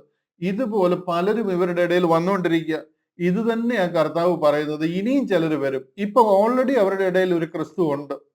ഇനിയും ചിലർ വരും. കള്ള ക്രിസ്തുക്കൾ അനേകർ വരും. അന്ത്യനാൾ അടുക്കുമ്പോൾ കൂടുതൽ ക്രിസ്തു ഞാനാകുന്നു ക്രിസ്തു എന്ന് പറഞ്ഞിട്ട്, അതാ ക്രിസ്തു അവിടെ, ഇതാ ക്രിസ്തു ഇവിടെ എന്ന് പറഞ്ഞു വരും. കാര്യം ഇവർ ക്രിസ്തുവിനെ കാത്തിരിക്കുന്നവരാ. നിങ്ങളുടെ ഒറിജിനൽ ക്രിസ്തുവാണ് ഈ വന്നിരിക്കുന്നതെന്ന് പോൾ പ്രസംഗിക്കുക. 21-ാമത്തെ വാക്യം, കേട്ടവരെല്ലാവരും വിസ്മയിച്ചു. 22-ാമത്തെ വാക്യം, 23-ലേക്ക് ഞാനിങ്ങ് വരിക. 23-ാമത്തെ വാക്യം, കുറെ നാൾ കഴിഞ്ഞപ്പോൾ യഹൂദന്മാർ അവനെ കൊല്ലുവാൻ ആലോചിച്ചു. ഇവിടെ ഈ കുറെ നാൾ എന്ന് പറയുന്നത് ശരിക്കും ഒരല്പം വിശദീകരിക്കേണ്ട. ഈ കുറെ നാൾ എന്ന് പറയുന്നത് ഈ ലൂക്കോസ് ഈ പുസ്തകം എഴുതി കഴിഞ്ഞപ്പോൾ അദ്ദേഹത്തിന് ആക്ച്വലി പോളിന്റെ ചരിത്രമല്ല എഴുതുന്നത്. പോളിന്റെ ജീവിത ചരിത്രമോ ബയോഗ്രാഫിയോ ഒന്നും അല്ല എഴുതുന്നത്. അതുകൊണ്ട് അതിനൊരു ഭയങ്കര ഇമ്പോർട്ടൻസ് കൊടുത്തിട്ടില്ല. അങ്ങനെ അങ്ങ് എഴുതി പോവുക. ഈ 23-ാമത്തെ വാക്യത്തിന് മുമ്പേ ശരിക്കും പറഞ്ഞു കഴിഞ്ഞാൽ പോൾ ഇവിടുന്ന് പോകുന്ന ഒരു രംഗം പോളിന്റെ ലേഖനത്തിൽ വായിച്ചാൽ നമുക്കറിയാം. ഗലാത്യ ലേഖനം 1-ാം അധ്യായം 13 മുതൽ വായിച്ചു കഴിഞ്ഞാൽ നമുക്ക് കാണാനായിട്ട് കഴിയും. പോളിനെ ഇവിടെ നിന്ന് സൗദി അറേബ്യയിലേക്ക് പോകുന്നത് ദൈവം നടത്തിച്ചു കൊണ്ടുപോവുക. അവിടെ ഏകദേശം 3 വർഷത്തോളം അറബിയിലായിരുന്നു. അവിടുന്ന് തിരിച്ചു വരുന്നതിന് ശേഷമാണ് 23-ാമത്തെ അധ്യായം ഈ ഒരു വാക്യം തുടങ്ങുന്നത്. കുറെ നാൾ എന്ന് പറയുന്നത് ആ കുറെ നാളാണ്. കഴിഞ്ഞപ്പോൾ യഹൂദന്മാർ അവനെ കൊല്ലുവാൻ ആലോചിച്ചു. ഇവിടെ വെച്ച് ഈ കാര്യങ്ങൾ മനസ്സിലാക്കി കഴിഞ്ഞപ്പോൾ പരിശുദ്ധ ആത്മാവിനാൽ പോള് ശരിക്കും അറബിയിലേക്ക് നടത്തപ്പെടുകയാണ്, സൗദി അറേബ്യയിലേക്ക് നടത്തപ്പെടുകയാണ്. ഇവിടെ ഒരു പക്ഷേ ചില സംശയം ഉണ്ടാകാൻ ചാൻസ് ഉണ്ട്. കൂടുതൽ തന്നെ സംശയം വരിക എന്നുണ്ടെങ്കിൽ ഞാൻ അല്പസമയം കൂടുതൽ അടുത്ത ദിവസത്തെ ക്ലാസ്സിൽ ഇവിടെ നിർത്തി ഇതിനെ എക്സ്പ്ലെയിൻ ചെയ്തു തരാം. എന്തായാലും ആ ഗലാത്യ ലേഖനം ഞാനൊന്ന് വായിച്ചു വിടാം. എനിക്കൊരു 5 മിനിറ്റ് കൂടെ ഞാനൊന്ന് കൂടുതൽ എടുത്ത് ഞാനൊന്ന് വായിച്ചു വിട്ടിട്ട് പെട്ടെന്ന് പറഞ്ഞു തീർക്കാം. യഹൂദ മതത്തിലെ ഗലാത്യ ലേഖനം 1-ാം അധ്യായം അതിന്റെ 13-ാം വാക്യമാണ്. യഹൂദ മതത്തിലെ എന്റെ മുമ്പിലത്തെ നടപ്പ് നിങ്ങൾ കേട്ടിട്ടുണ്ടല്ലോ. ഞാൻ ദൈവത്തിന്റെ സഭയെ അത്യന്തം ഉപദ്രവിച്ച് മുടിക്കുകയും ഇത് എന്റെ പിതൃ പാരമ്പര്യത്തെക്കുറിച്ച് അത്യന്തം എരിവേറി എന്റെ സ്വന്തം ജനത്തിൽ സമപ്രായക്കാരായ പലരെക്കാളും യഹൂദ മതത്തിൽ അധികം മുദ്രികയും ചെയ്തു പോന്നു. പോള് അവരോട് പറയുന്ന ഒരു ഭാഗമാണ് ഗലാത്യക്കാരോട്. എങ്കിലും എന്റെ ജനനം മുതൽ എന്നെ വേർതിരിച്ച് എന്റെ കൃപയാൽ വിളിച്ചിരിക്കുന്ന ദൈവം തന്റെ പുത്രനെ കുറിച്ചുള്ള സുവിശേഷം ഞാൻ ജാതികളുടെ ഇടയിൽ അറിയിക്കേണ്ടതിന് അവനെ എന്നിൽ വെളിപ്പെടുത്തുവാൻ പ്രസാദിച്ചപ്പോൾ ഞാൻ മാംസരക്തങ്ങളോട് ആലോചിക്കുക. ഞാൻ വേറെ ആരോടും അഭിപ്രായം ചോദിക്കാൻ നിന്നില്ല. എനിക്ക് മുമ്പേ അപ്പോസ്തലന്മാരുടെ അവരുടെ അടുക്കൽ യെരുശലേമിലേക്ക് പോവുകയോ ചെയ്യാതെ, കണ്ടോ, ഞാൻ യെരുശലേമിലേക്കും പോയില്ല, ആരോടും ഒന്നും ചോദിച്ചില്ല. ദൈവം എന്നെ പരിശുദ്ധാത്മാവിനാൽ നയിക്കുക. നേരെ അറബിയിലേക്ക് പോവുകയും ദമസ്കോസിലേക്ക് മടങ്ങി പോരുകയും ചെയ്തു. ഞാൻ അവിടെ അറബിയിലേക്ക് പോയി. എന്തിനാ പോയത്? മോശയെ ദൈവം ഓൾഡ് ടെസ്റ്റ്മെന്റ് പഴയ നിയമത്തിന്റെ നടത്തിപ്പുകാരനായി, സ്പോക്സ് പേഴ്സണായി ദൈവം സ്വീകരിക്കുമ്പോൾ മോശയെ സീനായി മലയിൽ വെച്ച് ദൈവത്തിന്റെ അടുക്കൽ വിളിച്ച് ദൈവം മോശയ്ക്ക് അനേക കാര്യങ്ങൾ വെളിപ്പെടുത്തി കൊടുക്കുന്ന പോലെ ഒരു വലിയ വിളിക്ക് വേണ്ടി മോശയെ പോലെ തന്നെ സിമിലർ കോളിംഗ് ആയി ഈ പോളിനെ വിളിക്കുന്നത്. വിളിച്ചിട്ട് സീനായിൽ അതേ സ്ഥലത്ത് കൊണ്ടുപോവുക, അറബിയിലേക്ക് കൊണ്ടുപോവുക. അവിടെ ചില നാളുകൾ ദൈവിക ആലോചന. ഇവിടെ വെച്ചാണ് പോളിന് ഒത്തിരി കാര്യങ്ങൾ ദൈവവുമായിട്ടുള്ള ഭയങ്കര വെളിപ്പാടുകൾ ഈ ഭാഗത്ത് വെച്ചാണ് ലഭിക്കുന്നത്. നേരെ അറബിയിലേക്ക് പോവുകയും പിന്നെ തിരിച്ച് ദമസ്കോസിലേക്ക് മടങ്ങി പോവുകയും ചെയ്തു. ഇവിടെ യെരുശലേമിലും പോയിട്ടില്ല, ഇവിടെ 12 അപ്പോസ്തലന്മാരെയും കണ്ടിട്ടില്ല. മനസ്സിലായോ? അതിനുശേഷമാണ് നമ്മൾ ഈ വായിച്ചു നിർത്തിയ 23-ാമത്തെ ഭാഗം കുറെ നാൾ കഴിഞ്ഞിട്ട് എന്ന് പറയുന്ന ഒരു ഭാഗം വരുന്നത്. ഞാൻ അല്പം കൂടെ വായിക്കാം. 3 ആണ്ട് കഴിഞ്ഞിട്ട് കേഫ, അതാണ് 3 ആണ്ട്, കണ്ടോ, 3 വർഷം കഴിഞ്ഞിട്ട് കേഫാവുമായിട്ട് മുഖപരിചയം ഉണ്ടാകേണ്ടതിന് യെരുശലേമിലേക്ക് പോയി. എന്നാൽ പിന്നെന്താ അത് ലൂക്കോസ് അപ്പോസ്തല പ്രവർത്തികൾ എഴുതാഞ്ഞ്?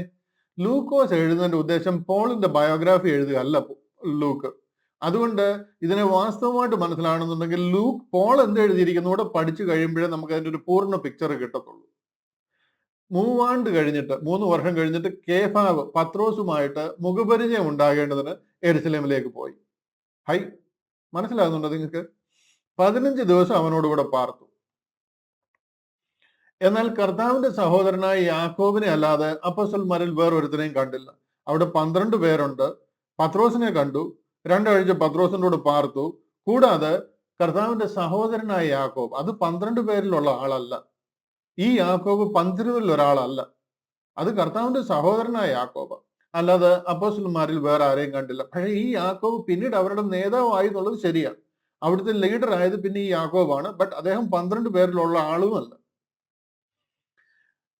ഞാൻ നിങ്ങൾക്ക് എഴുതുന്നത് ഫോഷ്കല്ല എന്നതിന് ദൈവം സാക്ഷി. പിന്നെ ഞാൻ സിറിയ, കിലിക്കിയ ദിക്കുകളിലേക്ക് പോയി. എങ്ങനെ? അവിടുന്ന് പിന്നെ പോകുന്നത് ഞാൻ സിറിയയിലേക്കും കിലിക്കിയയിലേക്കുമാണ്. അവിടെ എല്ലാം പോയി സുവിശേഷം അറിയിക്കുക. യഹൂദിയിലെ ക്രിസ്തീയ സഭകൾക്കോ ഞാൻ മുഖപരിചയമില്ലാത്തവനായിരുന്നു. ഇവർക്ക് ആർക്കും എന്നെ മുഖം കണ്ട് പരിചയമില്ല. ഞാൻ ഇവരുടെ ഇടയിൽ ചെന്നിട്ടില്ല. നമ്മൾ മനസ്സിലാക്കിയിരിക്കുന്നത് ദമസ്കോസിൽ വെച്ച് പോളിനെ പിടിച്ചു, അനനിയാസ് സ്നാനം കഴിപ്പിച്ചു, പിറ്റേ ദിവസം 2-3 ദിവസം അവിടെ നിന്ന് 1 ദിവസം പള്ളിയിൽ കൂടി, അത് കഴിഞ്ഞപ്പോൾ അവിടുന്ന് കോട്ടയിൽ ഇറക്കി വിട്ടു, പുള്ളി ഇങ്ങ് തിരിച്ചു പോരുന്നു എന്നാണ് നമ്മൾ വിചാരിച്ചിരിക്കുന്നത്. പക്ഷെ അങ്ങനല്ല കാര്യങ്ങൾ. യഹൂദിയിലെ ക്രിസ്തീയ സഭകൾക്ക് താൻ മുഖപരിചയമില്ലാത്തവനായിരുന്നു. മുമ്പേ നമ്മെ ഉപദ്രവിച്ചവൻ തന്നെ താൻ മുമ്പേ മുടിച്ച വിശ്വാസത്തെ ഇപ്പോൾ പ്രസംഗിക്കുന്നു എന്ന് മാത്രം അവരറിഞ്ഞിരുന്നു എന്ന് കേട്ട് എന്നെ ചൊല്ലി ദൈവത്തെ മഹത്വപ്പെടുത്തി. അത് ഞാൻ അല്പം കൂടെ എക്സ്പ്ലെയിൻ ചെയ്യാം. എന്നാൽ തിരിച്ച് അപ്പോസ്തല പ്രവൃത്തികളിലേക്ക് വരികയാണ്. ആ ഭാഗം കൂടെ ഒന്ന് വായിച്ച് പോളിന്റെ ഭാഗമെങ്കിലും അറ്റ്ലീസ്റ്റ് ഒന്ന് പറഞ്ഞ് നിർത്താനായിട്ട് കഴിയണം. 9-ാം അധ്യായത്തിന്റെ 22-ാം വാക്യം അവിടെ പറയാണ്, ശൗലോ മേൽക്കുമേൽ ശക്തി പ്രാപിച്ചു, യേശു തന്നെ ക്രിസ്തു എന്ന് തെളിയിച്ച് ദമസ്കോസിൽ പാർക്കുന്ന യഹൂദന്മാരെ മിണ്ടാതാക്കി. ഇതാണ് അവിടെ പ്രസംഗിച്ചത്. ഇവിടെ Christ died for our sins, ക്രിസ്തു നമ്മുടെ പാപങ്ങൾക്ക് വേണ്ടി തിരുവെഴുത്തിനും പ്രകാരം മരിച്ചു എന്നൊന്നും അല്ല പറഞ്ഞു തുടങ്ങിയത്. കാര്യം അത് വെളിപ്പെട്ടിട്ടില്ല. ഇത് യേശു ക്രിസ്തു ആണെന്ന് ആദ്യം പറയണം. അത് പറഞ്ഞ് മനസ്സിലായതിനു ശേഷം വേണം ബോഡി ഓഫ് ക്രൈസ്റ്റ് എന്താണെന്ന് പറയാനായിട്ട്. അവിടെ തുടങ്ങുന്നതേ ഉള്ളൂ മിനിസ്ട്രി. കുറെ നാൾ കഴിഞ്ഞപ്പോൾ യഹൂദന്മാർ അവനെ കൊല്ലുവാൻ ആലോചിച്ചു. അറബിയിൽ നിന്ന് പോയിട്ട് തിരിച്ച് ഇവിടെ ദമസ്കോസിൽ എത്തിയതിനു ശേഷമായത്.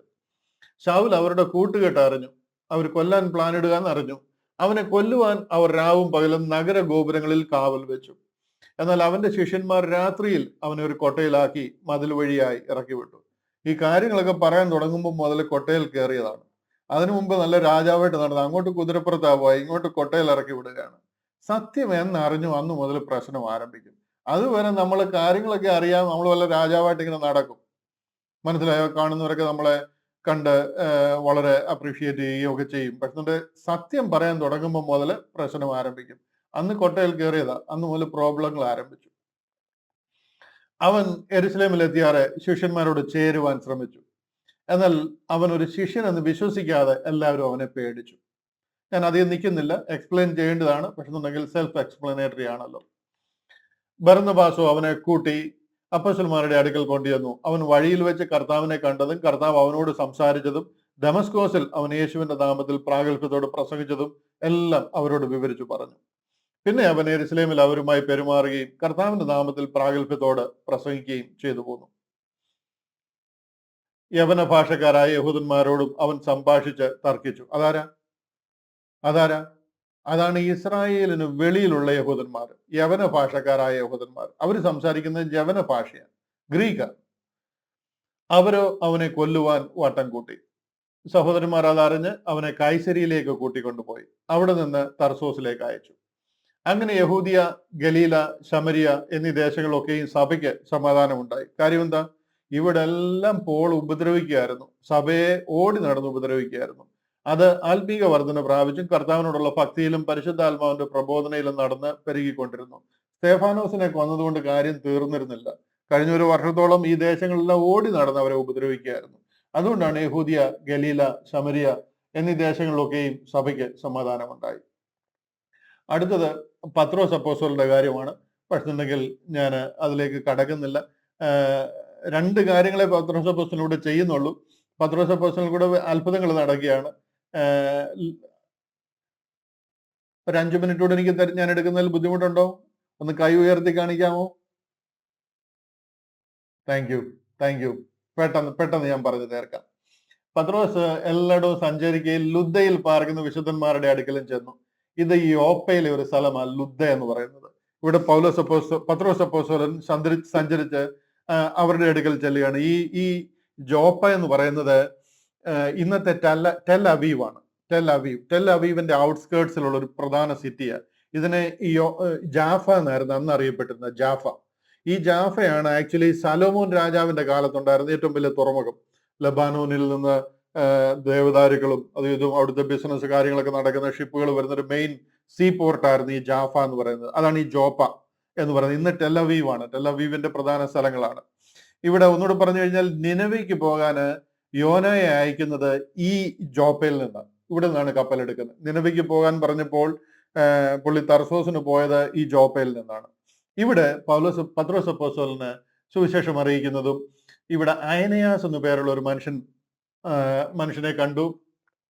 പത്രോസ് അവനോട്, അയനയാസെ, യേശു ക്രിസ്തു തന്നെ സൗഖ്യമാക്കുന്നു, എഴുന്നേറ്റ് താനെ കിടക്ക വിരിച്ചുകൊള്ളുക എന്ന് പറഞ്ഞ് അവൻ ഉടനെ എഴുന്നേറ്റ്. ഈ അയനയാസ് എന്ന് പറയുന്നത് ഒരു പക്ഷവാതം പിടിച്ചു കിടന്ന ഒരു മനുഷ്യനാണ്. 8 സംവത്സരമായി കിടപ്പിലായിരുന്ന അയനയാസ് എന്നു പേരുള്ള ഒരു മനുഷ്യനെ കണ്ടു. പത്രോസ് അവനോട്, അയനയാസെ, യേശു ക്രിസ്തു നിന്നെ സൗഖ്യമാക്കുന്നു, എഴുന്നേറ്റ് താനായി തന്നെ കിടക്ക വിരിച്ചുകൊള്ളുക എന്ന് പറഞ്ഞു. അവനെ സൗഖ്യമാക്കുന്ന രംഗമാണ്.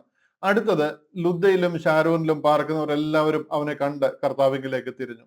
പത്രോസ് അപ്പോസ്തലനോട് നടക്കുന്ന ഒരു അത്ഭുതമാണ്. ഞാൻ ഇതെന്തുകൊണ്ട് നടന്നു എന്നുള്ളത് അടുത്ത ക്ലാസ് ആരംഭിക്കുന്നതിന് മുൻപായിട്ട് അല്പമായിട്ടൊന്ന് ടച്ച് ചെയ്ത് വിടാം.